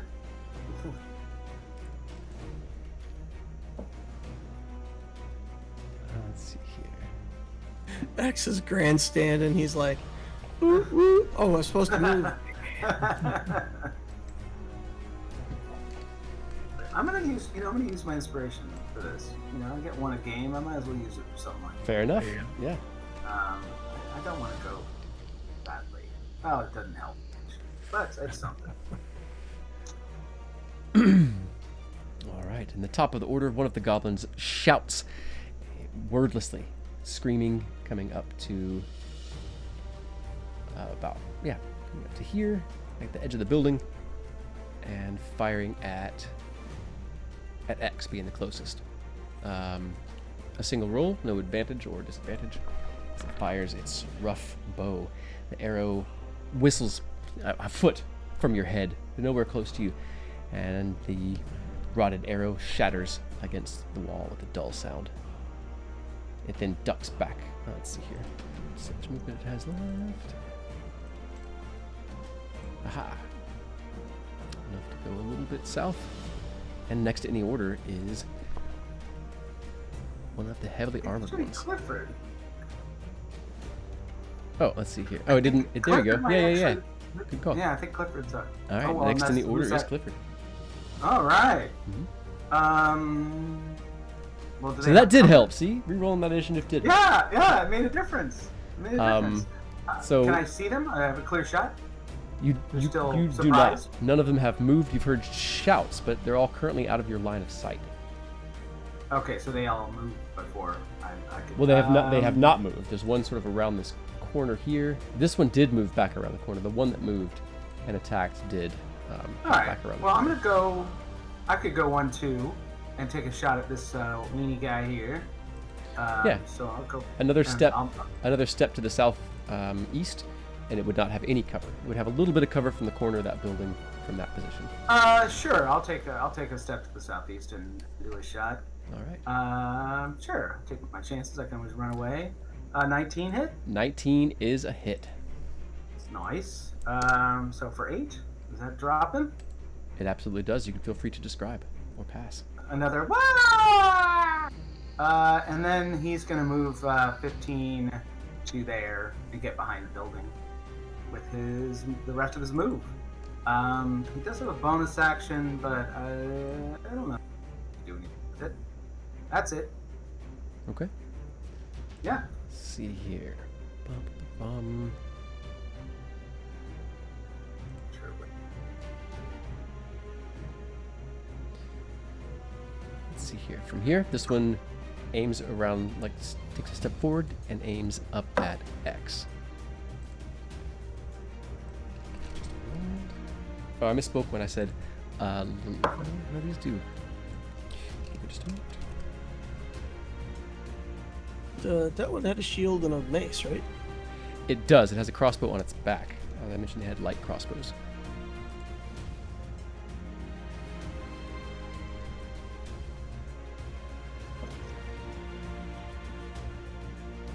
So yeah, it will use its object interaction and stow its shield on its back. It drops its mace, and it's attached to a leather thong hanging from its elbow. It fires the crossbow. What? Sorry, some of my homebrew messed up here on Roll20. Okay, all fixed. Single roll there on the left, a 13 to hit X. 14 AC. Awesome, Deb. Nice. You hear a frustrated sound from the Shatterbone as it dodges back around the corner. And it gives a bellowing Yes. shout. Go ahead. You hear a squeak from X. Eek!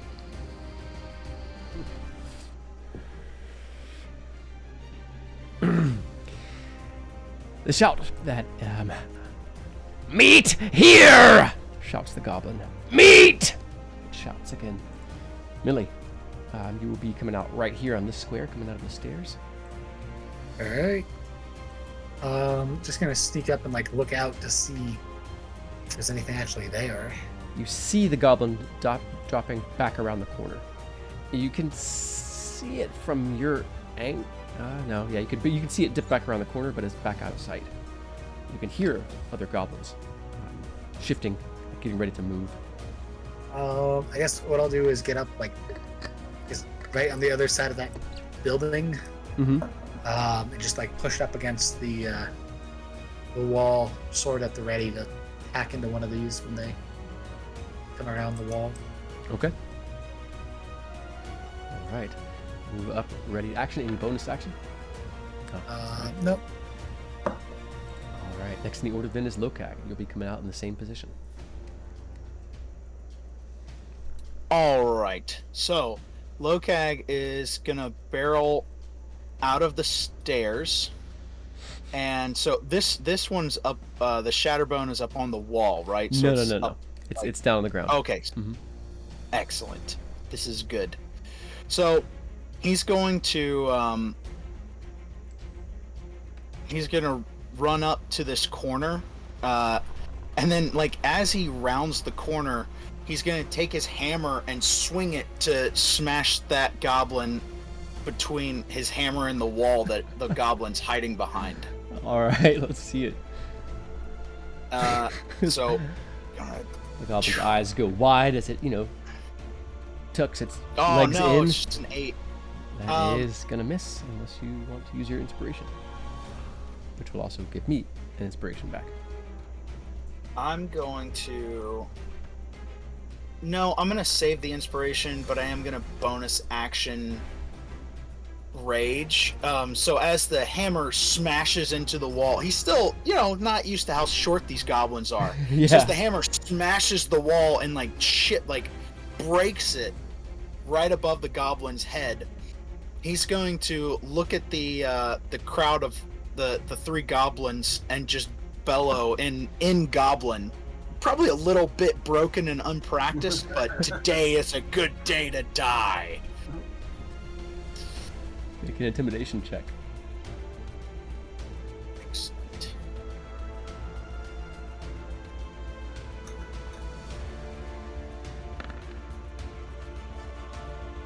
Or the mist didn't help. Yeah, perhaps. Oh.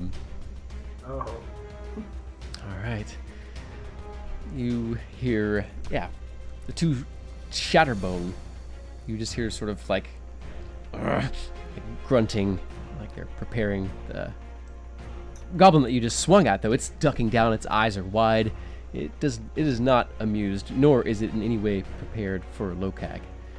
You get the feeling that it just more luck than anything, but the habit of ducking out of the way of things is what helped this goblin survive. With its mace, it slams the mace up against the shield, the little goblin, as it charges forward. Let's see here.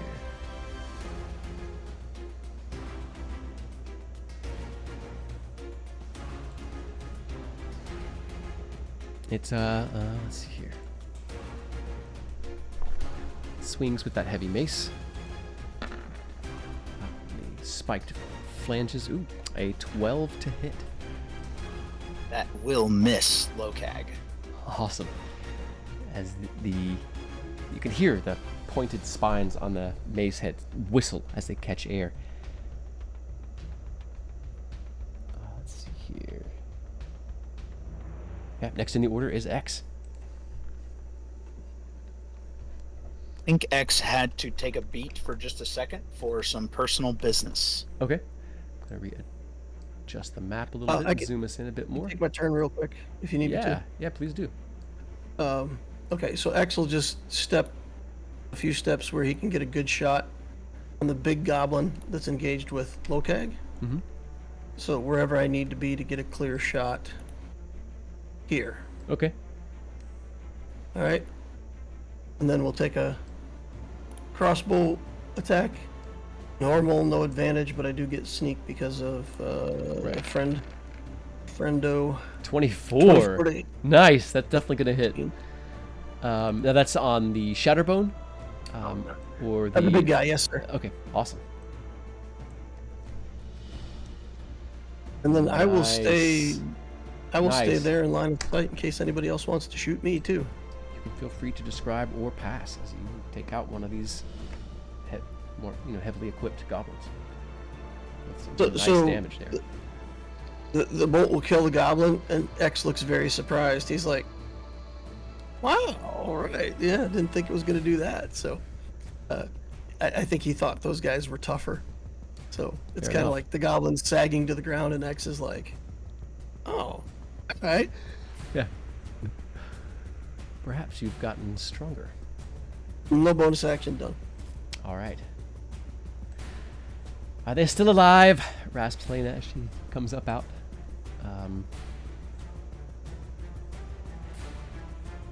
Oh.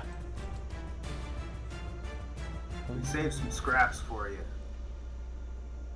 Just 2 left, rat girl. She kind of peeks around the corner. Oh. She sees the 2 goblins. Anybody want to roll that attack roll for her?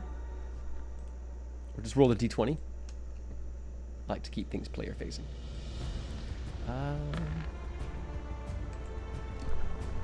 Roll 20 has decided it's not going to open up. I don't want to refresh because that'll mess up the stream layout. But that 4, doesn't matter what her bonuses are, that arrow is going to miss. More for you, she says, and slips back around the corner.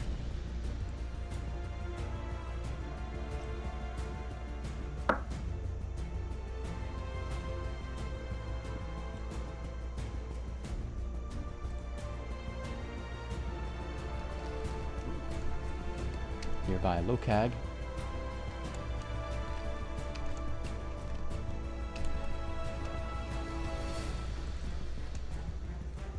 Goblin's eyes widen, if possible, even further as it looks down at its fallen companion. I'm going to have to roll these manually. Roll 20 is being kind of weird right now. And again, no one's used their inspiration. That is going to miss. The goblin swipes at you with a rusty chip or notch-edged scimitar. And let's see here. It scampers back. Before you can even raise your hammer to swing at it, it sort of jukes one way and slips to the left.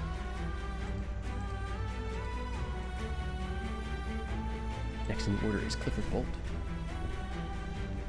Alright, I will go 1, 2, 3. Yeah, 'cause I should be able to get right behind Lokag. I think I can bow Shatterbow in there. So he's going to try to take a shot at that Shatterbow. Alright. Longbows. 13 or not.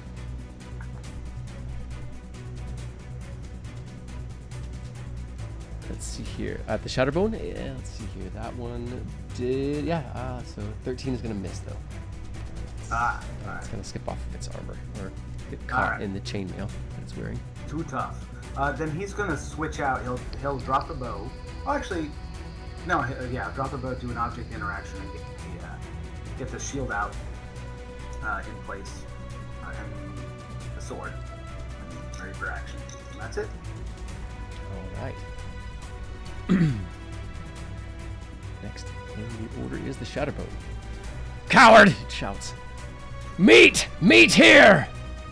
It drops its crossbow. It kind of swings back about behind it on a lanyard attached to its back. It's slapped against the back of its legs, and it, using its object interaction, pulls that mace back up.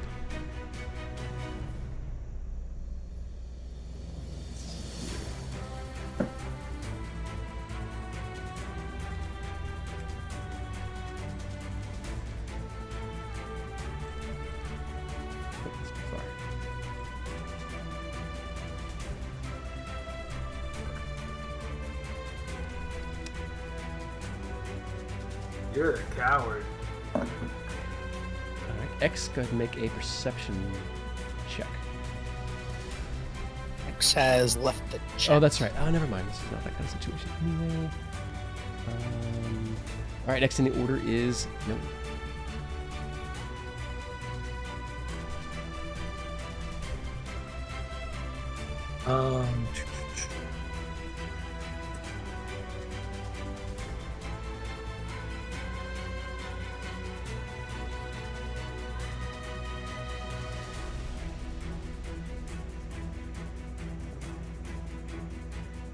So I'll switch to crossbow as well, I suppose.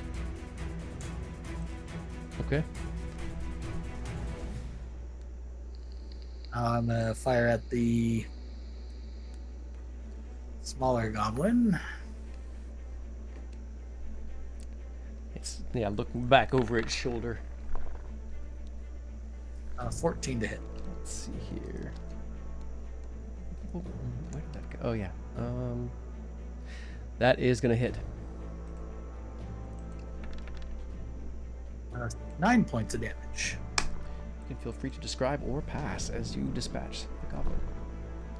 I think it's a very just get the crossbow up and fire at this small creature, and surprisingly taking it through like the chest or something and dropping it. Yeah, it drops, sort of clutching at the Shatterbone ahead of it, as if the other goblin is going to save it.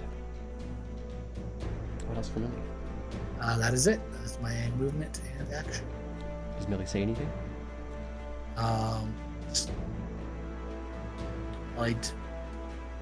We need to stop this thing or it'll get reinforcements. All right, next in the order is Lokag. You see him like dart up ahead. Sling her shield back over her shoulder. Draw our crossbow out and fire. All right. Lokag is going to charge as well. And as he advances and is chasing after the Shatterbone, the last 10 feet are going to be like a jump and an overhand swing to come down on the goblin with his hammer. All right.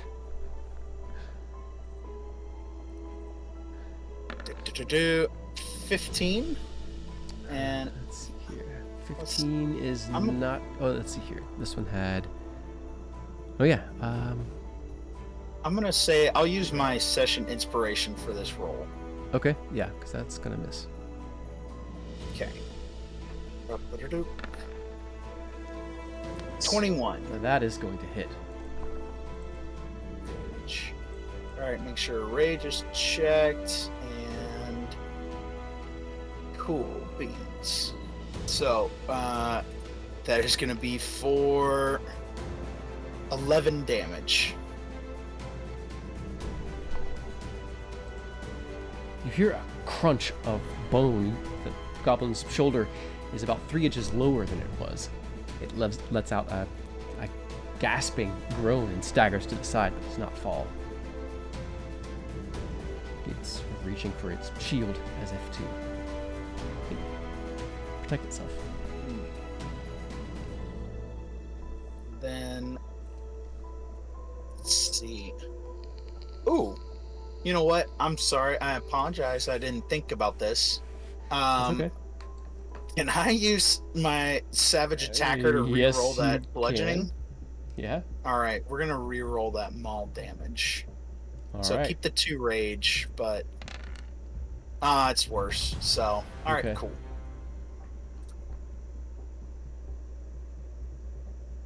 All right. All right. Yeah, that's it for me. No bonus actions here. And off its retreat, get right next to him.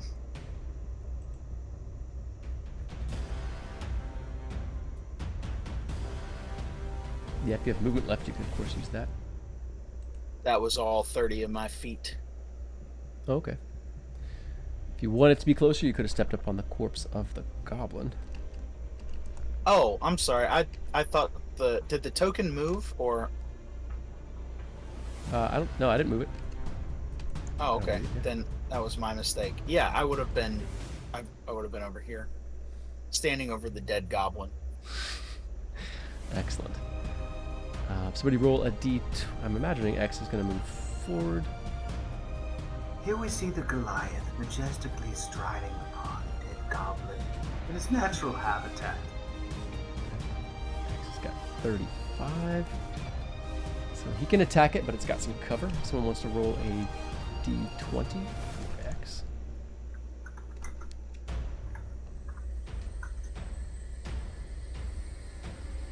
We can do that. Here, I got it. Oh, Perfect. Look at me. Oh no. Okay. Gotta go with the first one. As the tattoo Sorry. shifts on his arm, an arrow flies forward, and goes about 8 inches over the goblin's head and misses.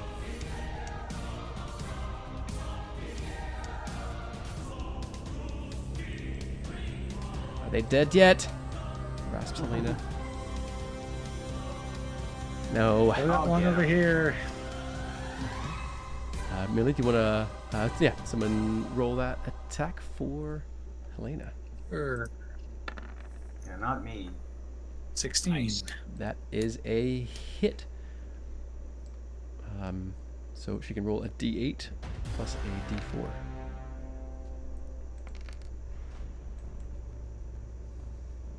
8.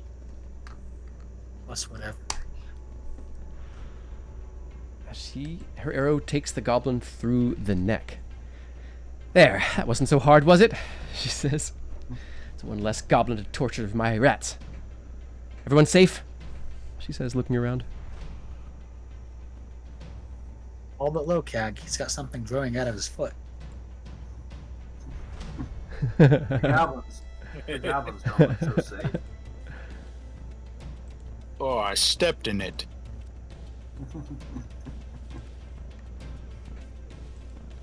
People are so rude, they don't clean after their... We should be more polite. And he starts moving some of the dead goblins in the corner in a pile. Oh, don't touch those things. They probably carry diseases, says Helena, with no sense of irony whatsoever in her voice.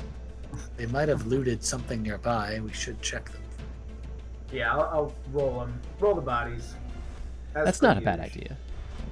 All right. You do find the Shatterbones both have pouches that bulge with coin. At least 100 coins. You open it, there's copper, silver, and a few gold in there. In both of them. The others are carrying rough leather and cloth backpacks that have brass and silver candlesticks in them. A frame with the picture taken out of it because the frame has gold inlay. Looks like, the second group of looters came through, got the stuff that was left over. It's not the best stuff, you don't think. You hear that sort of rattling, brassy horn that the goblins use, a battle horn. It's about a half a block north of you. Everyone? Oh yeah, so Helena crouches down. Anyone hear that? She says. We gotta keep moving. We should head for the square. Read. Yes. Follow your lead. But there is a problem, says X instead. Goblins block the way.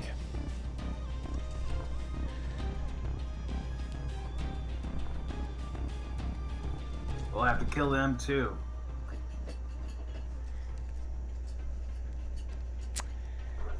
They have a barricade.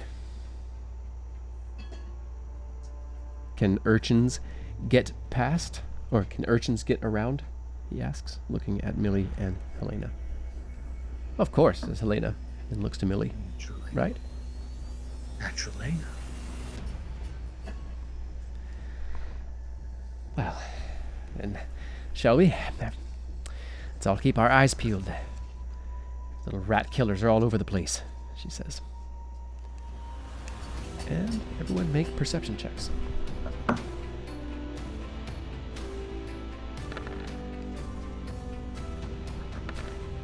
Excellent. All right, Clifford. You're looking maybe. You're just spotting the buildings at a distance, not just looking at stuff close up.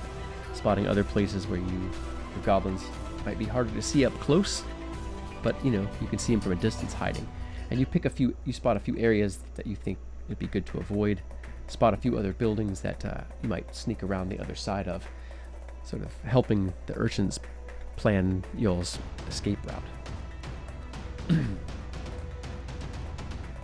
And so you all weave your way east and south, and east and south, over a block and a half, making your way back toward the square. Weaving in between individual houses, going over low walls into small gardens where the trees have been slashed, flowers have, everything's been trampled, slashed, and burned. Goblin bodies are strewn here and there. The glass of broken windows threatens to shatter under your feet and give your position away. And when you're within sight, you can look up, you can see northern, you can see the northern entryway to the square. You can see a barricade of wood and other things have been thrown up. It looks like they've tacked up maybe tapestries and stuff just to block the line of sight. But you can see the barricade. Likely people you know are on the other side defending it. And there's a shrill whistle and the shouts of goblins from a burned out window above. You couldn't quite, see it until you were sort of out in view, spotting them as they spot you. A flurry of movement from within, and they reach down for bows and begin to take aim. I think it's time to run, says Helena. Can we still run? She says, already starting to jog ahead. No, if they all can. I'm right behind you. All right. That'll be athletics checks, and if you don't have athletics, a constitution saving throw.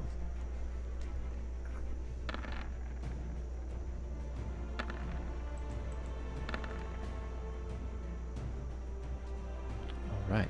So that'll be constitution saving throws for Clifford, for Lokag, and for Helena. Oh. I'm tired. Oops. Helena's feet are almost slipping out from underneath her. She's stumbling forward, but her feet keep catching herself. As you're outside of range, and the goblins don't quite have a... but there's also, they're firing really quickly. Arrows begin to strike down on the stone and thud into the roof tiles above and around you. Clifford, you have a level of exhaustion. Alright, I'm bleeding. Let's see here. Lokag does as well, right? That was a 7 and a 9 on the Constitution Yeah, save. you also have a level of exhaustion. Okay. Got it. No extras for... Yeah, okay. So, panting and ragged, bleeding, you can, at the corners of your eyes, down alleys, you see one or two goblins appear and begin darting towards you, bringing up their ragged weapons, trying to get in range to fire. Some of them fire from far out of range, stopping, jogging up, knocking an arrow, stopping, firing as they come closer towards you. You all get up. The first of you, let's see here. Millie, you probably sprinting up toward the front, leading everybody. This time, Helena's taking her turn, guarding the rear and chivying everyone along from behind. Come, my little ratlings, we're almost home, she says. And you approach the barricade.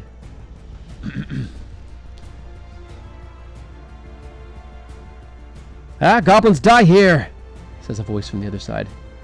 You recognize the wharf rat, Sus. Pell. Millie? Oh, let us in. Yes. Millie, lost gods. Just a moment. You hear wrenching and scraping of wood, stone. Finally, one of the tapestries is twitched aside. You see Pell. He's wearing a chainmail coif, just sort of framing his face. He's got a much nicer spear and a shield. Get in here, he says. His eyes wide with surprise and something else. You can make insight checks as you like as you slip in. I don't trust anyone. X slips his way in next. There's awe on Pell's face. He's cool, he doesn't... The only thing he really usually lets show is his sense of humor, So it's not a huge reaction, but you notice just a linger. He sort of looks over, as if he looks to himself and kind of goes, a small nod, holy hells, they're back. They lived. I'll kind of use my shield to deflect any arrows that are before everyone gets in. Okay. I'll do the same. You spot Mim, one of the halfling owners of the coffee shop, who's dressed in now, has a vest of leather with small metal discs just sewn and riveted to it. A steel cap that's far too large, belonged to one of the watch, and a heavy crossbow that's almost as large as she is, pointed sort of between you all's shields as the rest of you slip in. All right, X, then. Come on, don't make me wait, says Helena. Lokag, they're shooting at you. You should go next, says Helena. I'll rush in. There is a small blossom of quiet that kind of comes over the square as you all come in, followed by a wave of small murmurs here and there. Once the last of you is in, Helena comes, sort of slipping in. The others are a former guard, and Bardubel, the dwarven smith, all pushing crates and the rest of this wagon, or another wagon they found somewhere else, into place, pulling the tapestries back up to sort of block any lines of sight. And the halfling sort of resumes her post, stands back on a crate where she can peek up over the tapestries. She's got her crossbow laid up upon the side of the wagon where she can just angle it and fire down. Let's see here.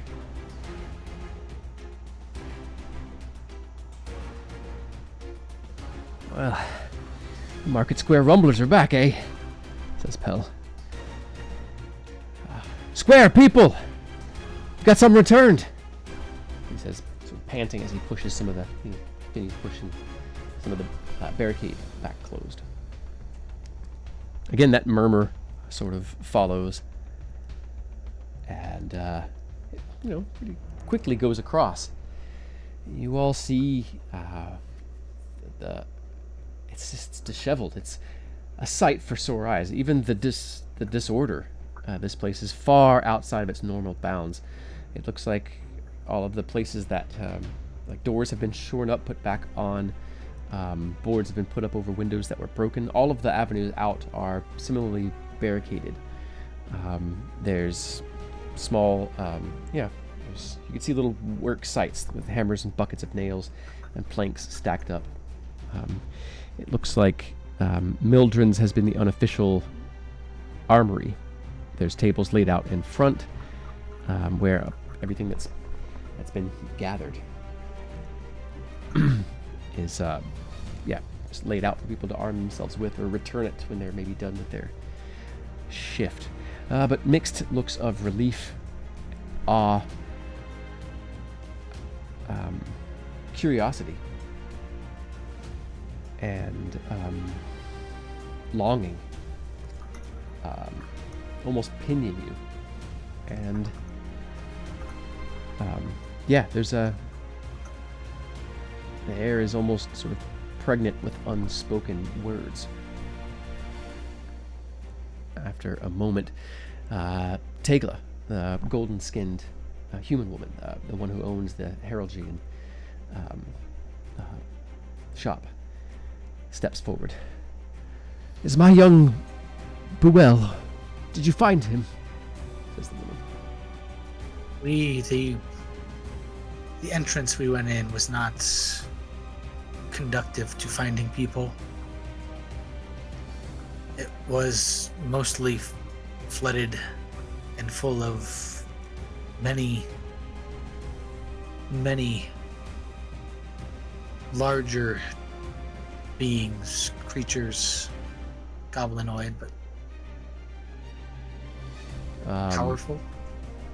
Tegla just sort of nods, her face screwing up. She turns away. Bardubel sort of pats her on the shoulder. We need a rest, but we intend to go back a different way, not that way. Oh, my young daughter. You returned with yourself. That's hope enough. It's almost didn't, like twice, and Just kind of looked at Lokag and Cliff, and they were.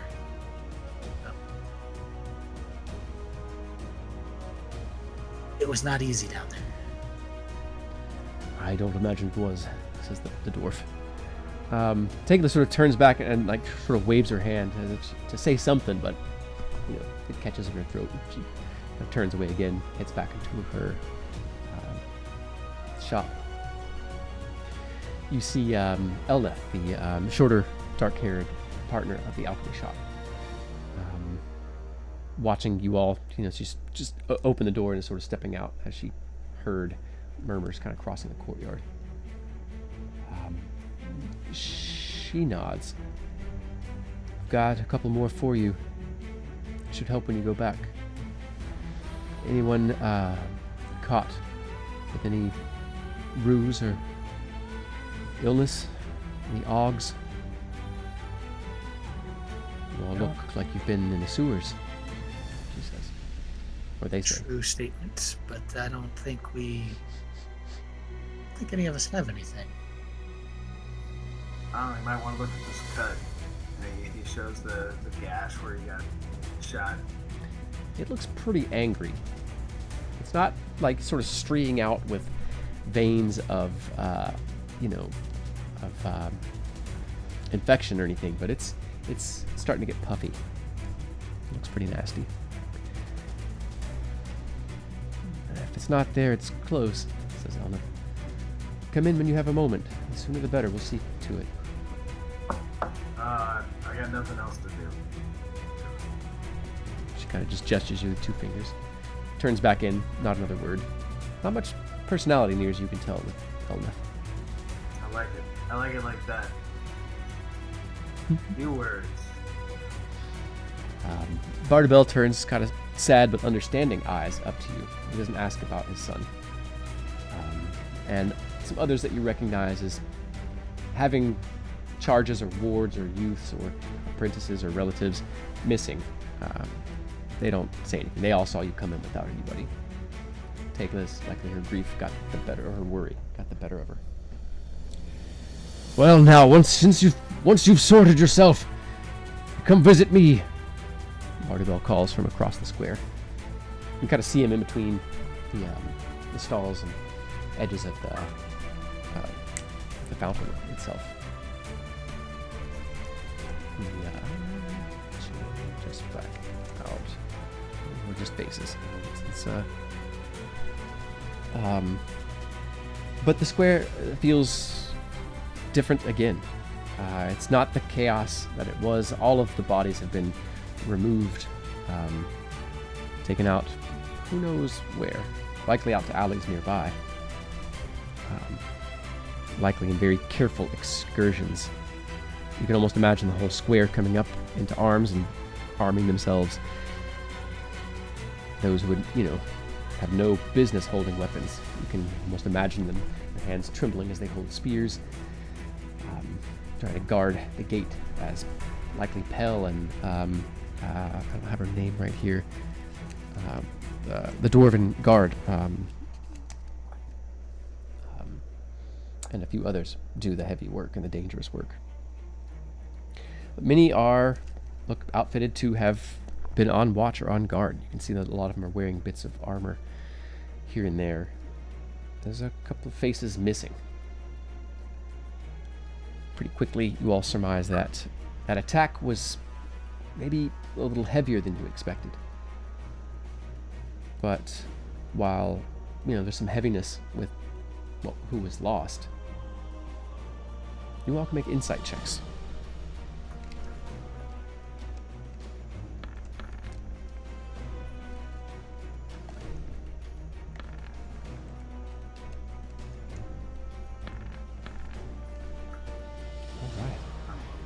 Lokag.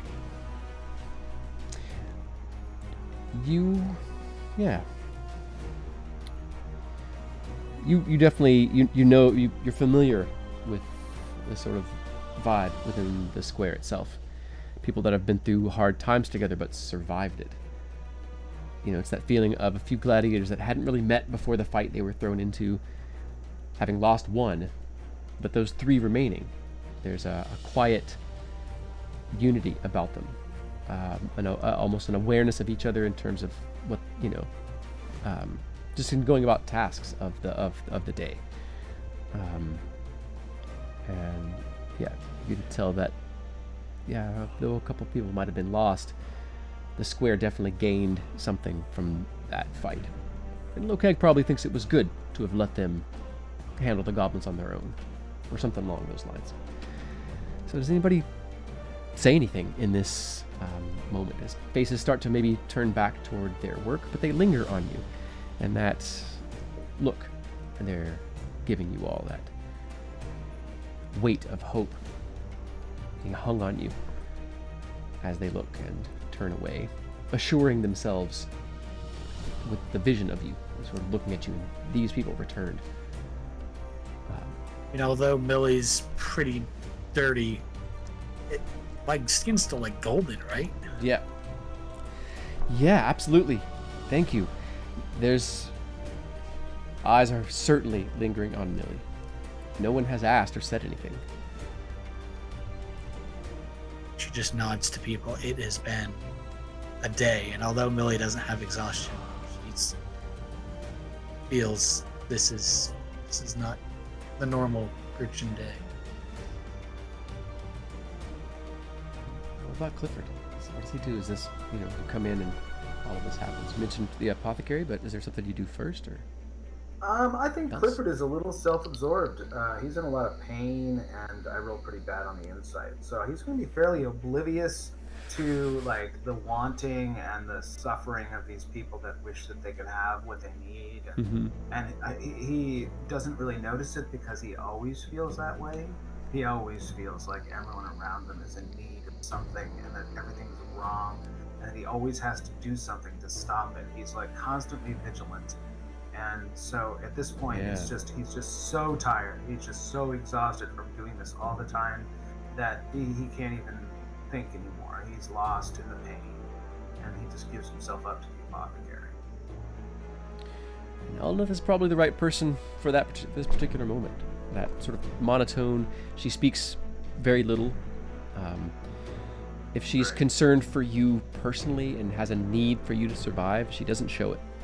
Every part of this, or they, again, you have no idea unless you have a personal relationship with this person.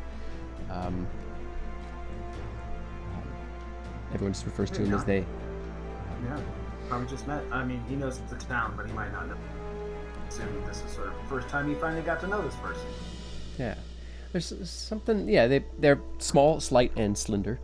You can see why people might mistake them for a woman, but they have a kind of firm jaw, and they're extremely androgynous. But everything about them is just a professional going about their work, and there's not any weight of concern laid on you. They're soft-spoken, mostly quiet. It's very monotone. They do a little bit admonish you that you really should have cleaned this, you should have wrapped this.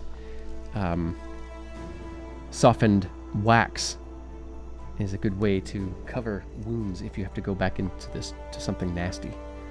She offers you a small jar of this kind of softened wax. It's like slightly softer beeswax that you could kind of paste on over wound or over bandages to kind of keep them dry for a short time. Oh, that's a great idea. I was trying to use candle wax and it just burned me. Wrong consistency. But if you mix it with some cooking oil and let it sit, it works just fine. Oh, you gotta show me how you do that. Oh, hey. You've got more important things to do, she says. I give him the little ball, the little thing that I found. What's this then? I think it might blow up or something. I don't know if this is bailiwick, but I don't know. I found it. It's yours. Thanks for cock their head to the side. They just point for you to place it on their tray. Yeah. All right. We'll step over to Lokag then. What does Lokag do with all of this as you step in and you see the changes over the square, the looks they're giving everybody, sort of what's happened and all of this. So I never wrote his name down in my notes. The barkeep, is he still there and Yeah, Baba Brune. He was the one kind of shouted to you all that to come get a drink when you all had your rest. Okay. All right. I'm gonna make sure to write down his name this time so I actually remember who Baba Brune was. Lokag is gonna shout over the crowd just so he wants to make sure everyone can hear him as he's yelling towards Baba Brune, and just you've done good with this place. No doubt you are the leader of this town by now. Have they elected you mayor yet? Not officially like. Wouldn't want the responsibility. Besides, it would take me we're away only from my here- brewing, my singing. We couldn't have that now. Your brewing is excellent, and your singing is, well, your brewing is excellent. The singing is perfect. Depends on how much of your brew I've had. But, Baba, we are only here for a short time. We have established a base camp in the Goblin Stone. And what? We'll need some... Oh, yes. We have got a place to go back now. But, we need more smashing, poking things. We are going to need to stock up if we're going to bring the captured villagers back. So we shall only be here a short time. So, while this is just a brief intermission, take this, and Lokag's gonna chuck one of the platinum pieces that he got from the Oh, now. from the hordes. He goes, "Don't worry, there will be more where that came from. That's to compensate you for all the ale that you need to pass out. Ale and food for the villagers, and rooms for us." He looks at the coin for a long moment. Well, you don't owe any money. What we're doing here, we're all together now. And, but I'll keep it as a token.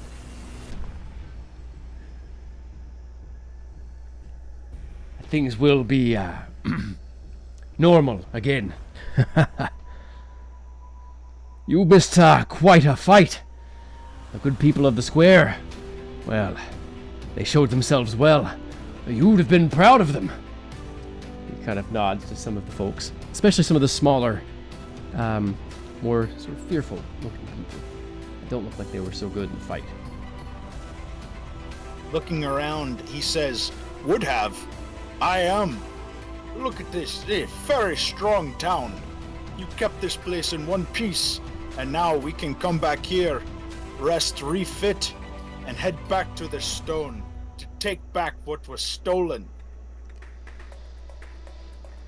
As your words sort of echo out, yeah, there's not half-hearted, but people are busy, people are tired and resting, but there's a few here's, and I'll drink to that, and for Arabelle, and we've more heroes than just 4. Shouts out Nilhan, the other halfling that owns the coffee shop. Arabelle has new heroes! He shouts, standing up on the sort of seat of his wagon. And sort of turns around and tries to find each one of you. He doesn't find Cliff. He doesn't find Helena. Helena seems to have disappeared as well.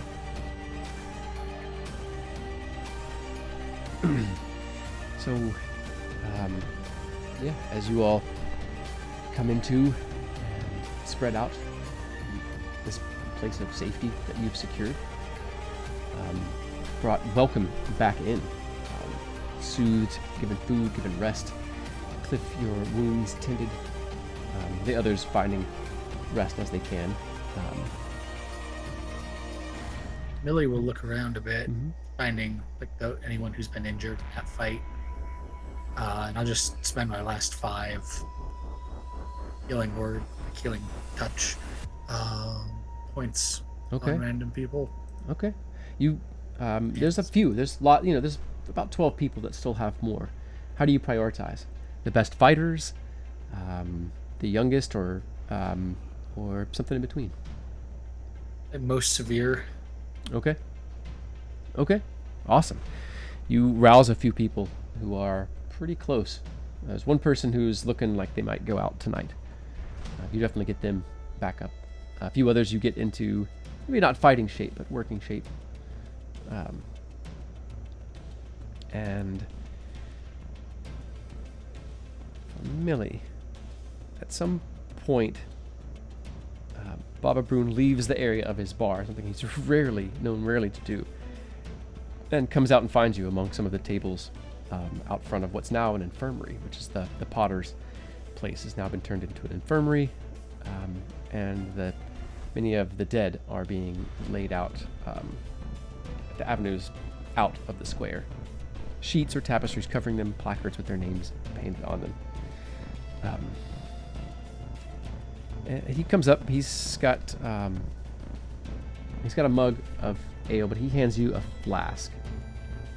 It's brass. It's smooth and worn over, but it was fine scroll work in leaves and vines and flowers. It is something called wisteria. It's a plant that has a lot of mythology around it, especially in the Green Quarter. That the mythology is you don't know when it's growing. That it sleeps, it creeps, and then it leaps. He says, seems like it's one of the flowers of the city. Seems a fitting gift for a hero. I see that changed you, Millie. I could see it on you. You look different, not just in your flesh. I could see you brought them in and back out of that place. And so I think it's a good symbol for our little resistance against the goblins and their stone. Like wisteria. Resistance is sleeping at the moment. Maybe it's beginning to creep already. He takes a sip out of the flask and sort of thumps you in the sternum with it. Keep it, says the big red-haired man. Thank you, Baba. Yes, we found the tower,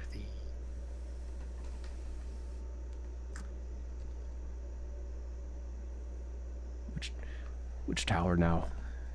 temple of Agma. Tower of Agma still stands? It was What in do you mean? full. Within the stone. That's a good sign, lass. A good sign indeed. The unfortunate thing is it was pillaged by these goblinoids. Less good. We were able to re-spark the flame of Bridget. They'd snuffed it then. But you relit it. Somebody snuffed it, but Inkling informed me how to relight it. Young lady, I'm rather fond of blowing smoke up people's arses. I want you to hear me real clear when I say this. That's the stuff of heroes, little girl. He kind of purses his lips together as if he's like at a loss for words for a moment, which is also rare for Baba Brune. Sort of nods to himself for a moment. I don't know. These others are much more skilled, experienced than I. Never used a weapon besides a dagger, as you know, Baba. I do. You're always fierce and quick with it, but never drew it too fast. If there be a time for your blade, we're in it. I hate that you have to do that, though, lass. But I'm thankful you can. Someone has to protect all of it. Aye. And for now, all we know is that you and the few that went out and came back could do more than just keep us alive. Nobody blames you that you didn't bring anyone back. Tell the rest Next that's time. the same. We got some information in there, and we believe we have a little more understanding of where people might be being held. He searches your face for a moment. It's not a good story, is it? I mean, we kind of not necessarily kidnapped a goblin, but maybe initially coerced a goblin up to the flame, and well, when he saw this thing, this difference that I underwent, he seemed to become loyal. It was weird. It was very different. I don't seek loyalty from people for whatever this might be. He was helpful. He points to your skin. Probably saved our life once, twice, maybe. He kind of points to your skin, marked by the flame, marked by the dia. That's what the oldsters called it. They said in days past, some of the clerics and priests would receive such a mark. It said it came with great responsibilities, and supposedly with holy powers. He kind of, his eyes meet yours at that point. He doesn't say anything more about it, but he just nods as if letting the silence speak for itself. Nod back and take a swig from the flask. I got some more brewing to tend to. You. If there's any food, Some we rest. could really use some. Aye. Most of the food's all been sent over to the restaurant. They got it ready for you. You try to get some rest. Tell everyone We will. Tell everyone Baba says thank you. But don't say it where anyone else in the square can hear. Ha ha ha! Good story, he says, suddenly much louder. And now, who is it that was about to lose to me in arm wrestling? Baba says.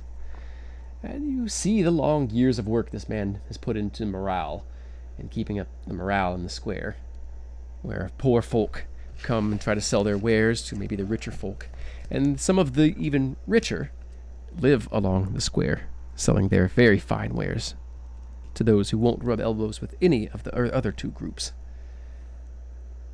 And that skill,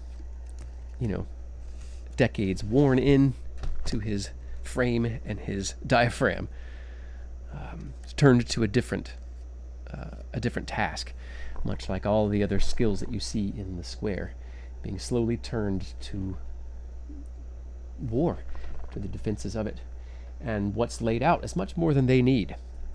You have supplies, arrows, extra spears and javelins, better gear and armor. And I think as you all come into the square, have some conversations, and find that your shoulders have been cranked up almost to your ears for the past day and a half. And even inside the temple where you're able to sleep and find rest, anytime you weren't sleeping, meditating, or resting, there's that tension on your nerves and that blood just wanting to sort of surge up and boil.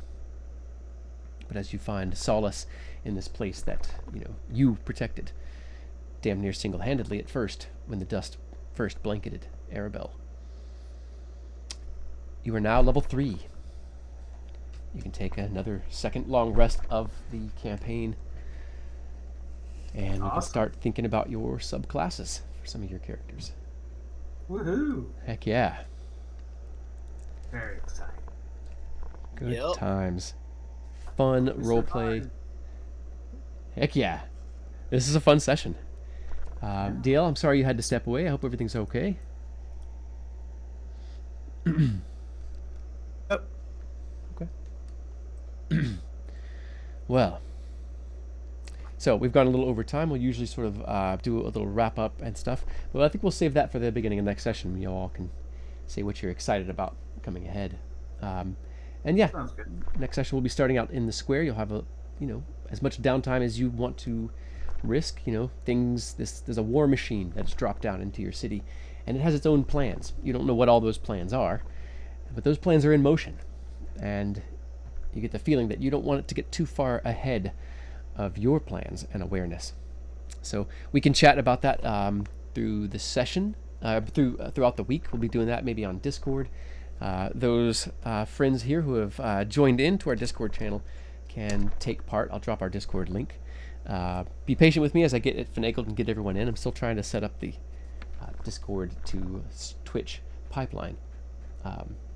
But yeah, there's some planning that you all can do. There's some NPCs to check in with, some things that you can craft. There's some other people who maybe know a little bit more about the lore of the city and things like that. The Scrivener is one I can think of where you might get a little insight into lore, someone who's well versed in tales and things like that. But you all are the closest to any wizards, magicers, or priestesses in the city. And aside from the one dwarven guard, you all are the closest to any real authority.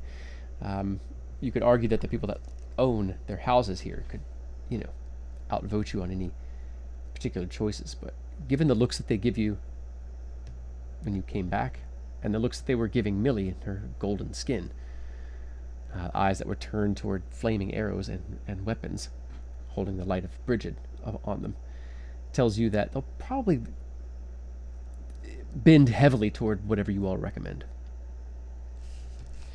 But yeah, so in the coming week, we can discuss what y'all's plans are. Can even give ideas. We can even talk about and debate what subclass choices you all are looking at. And I do want to mention, I've said this before, but it wasn't on stream. So for subclasses and stuff like that, I like to have everything be as part of the world and story as possible. That doesn't mean that I exclude subclasses. It just means, how did you get it? Where'd you learn those skills? Is there a master somewhere who taught you some basic things? Might they still be alive somewhere in the square? Or is it someone in the square that you go and you learn these certain things from for your subclass? Is it from your, far in your background? Could it be something in your bloodline? I like it to not come out of nowhere. I like it to all come out of the world, come out of your characters, as they're all connected, So just keeping that in mind, I think this is where we are going to sign off for the night. Might transition over raid out here in just a moment. But yeah, I had a great time tonight. I hope our viewers had a good time watching and checking in. I wasn't able to check in with chat. My ADHD today was just firing on all cylinders like my DM brain. So apologies for that. I will catch up here a bit after stream, maybe send whispers and stuff like that. But yeah. But yeah, I think this is where we are going to sign off for the night. Is there, well, we can briefly check in. Cliff, short and sweet, how was your session? I thought it was very dense. We got a lot done. We had 2 battles, and we made a lot of progress, and we got out. It was awesome. I was impressed with the pacing. We really rolled through this. Yeah, some like good rolls too, especially on the exploration and travel navigation checks. Solid rolls, no trouble there. Yeah. Heck We yeah. did all right. How about you, Bri? Big Bri? Definitely a big fan of being back in the square, and I think that we've gotten a taste of the stone. I think we'll have a better idea of what we need to survive, and I'm very excited about when we venture back, perhaps finding a better entrance to the stone if we can. Absolutely. But we'll see about that. starting off in the swamp is not ideal. Yeah. Or maybe totally. it is. I don't know. Well, it depends on what you're going for. Now that you know it's there and you kind of know what's down there, it's a way to get down there and to those things. That shrine is on the lower level, the shrine where you think they're going to be doing rituals to somehow taint the relics so that they can use them against your city. Is down there. The smithy and forgery where they're making their weapons and repairing stuff is all down below. And you think the barracks for the hobgoblins and the bugbears are down there. So if you come up with reasons, the information is there for you now. Certainly if you all, want to get prisoners and you all want to deal with just your basic goblins, another entrance would be preferred. But yeah, it's useful information, I will say, with no spoilers. And I'm sure that there's lots of different things you could come up with it. Because I don't expect you all to approach this like a normal D&D campaign, whatever that means. I don't expect you to fight every fight or do everything by hand. You can take this all sorts of different directions. You can gather and townsfolk and try to get a little army and get underlings to go with you. You could try to make a bunch of explosions and go just blow up and destabilize sections of their cavern. I don't know what y'all are going to do. The point is, you can do it. Sorry to interrupt you, Big Brian. No, I think that was a very pointed end to my point. So, Yeah. Loved it. Good session. All right, heck yeah. Who did I not check in with? DL, how about you? Nope, nothing to say that hasn't been said. It was pretty cool. I definitely got EXP on my eyes with those last goblins. Really think that might get us to level 3, so glad that it did. Heck yeah. And let's see. Anybody else? I mean, Millie, did I check in with you already? Yeah, I enjoyed it. Lots, as others said, lots of things that we tackled in one session, and Yeah, totally. definitely looking forward to more of the interaction within the square. Heck yeah. Yeah, Jar Jar was just saying, how you all dealt with the last goblin shows how much you all have progressed since your last goblin fight, both in terms of like level and power, but also just knowing how I run stuff and knowing how y'all deal with it. So, heck yeah. Well, good times, y'all, and thanks, viewers, for joining us again. We'll see y'all next week, and we plan on just having this more and more interesting for you all as viewers. I've got some things I'm doing some research in that'll be fun for y'all to have in chat. Getting some stuff going on Discord once I get all those things connected. So, yeah. Thanks for being with us, and we look forward to seeing y'all next session and perhaps on Discord in between. We're going to read out to Insomnia RPG, who comes in pretty often and supports us. So you all take good care of yourselves this week. Make sure you're getting some rest, drink some water, and if you're busy and use your brain a lot, give yourself just like 5 minutes of absolutely nothing, like doing nothing, and just let your brain get bored. It's actually really good for your brain. So that's my last tip. Y'all be good to yourselves, and I'll see y'all later. Say goodnight, Mythlanders. Bye. Good night, Mythlanders. Good night. All right, this will take 9 seconds. Oh yeah, we'll just sit here, just say hi, and it'll be a few moments. Looking forward to y'all's ideas of what you all think the players should do in the square. But we'll find out throughout the week and next week. Bye. All right.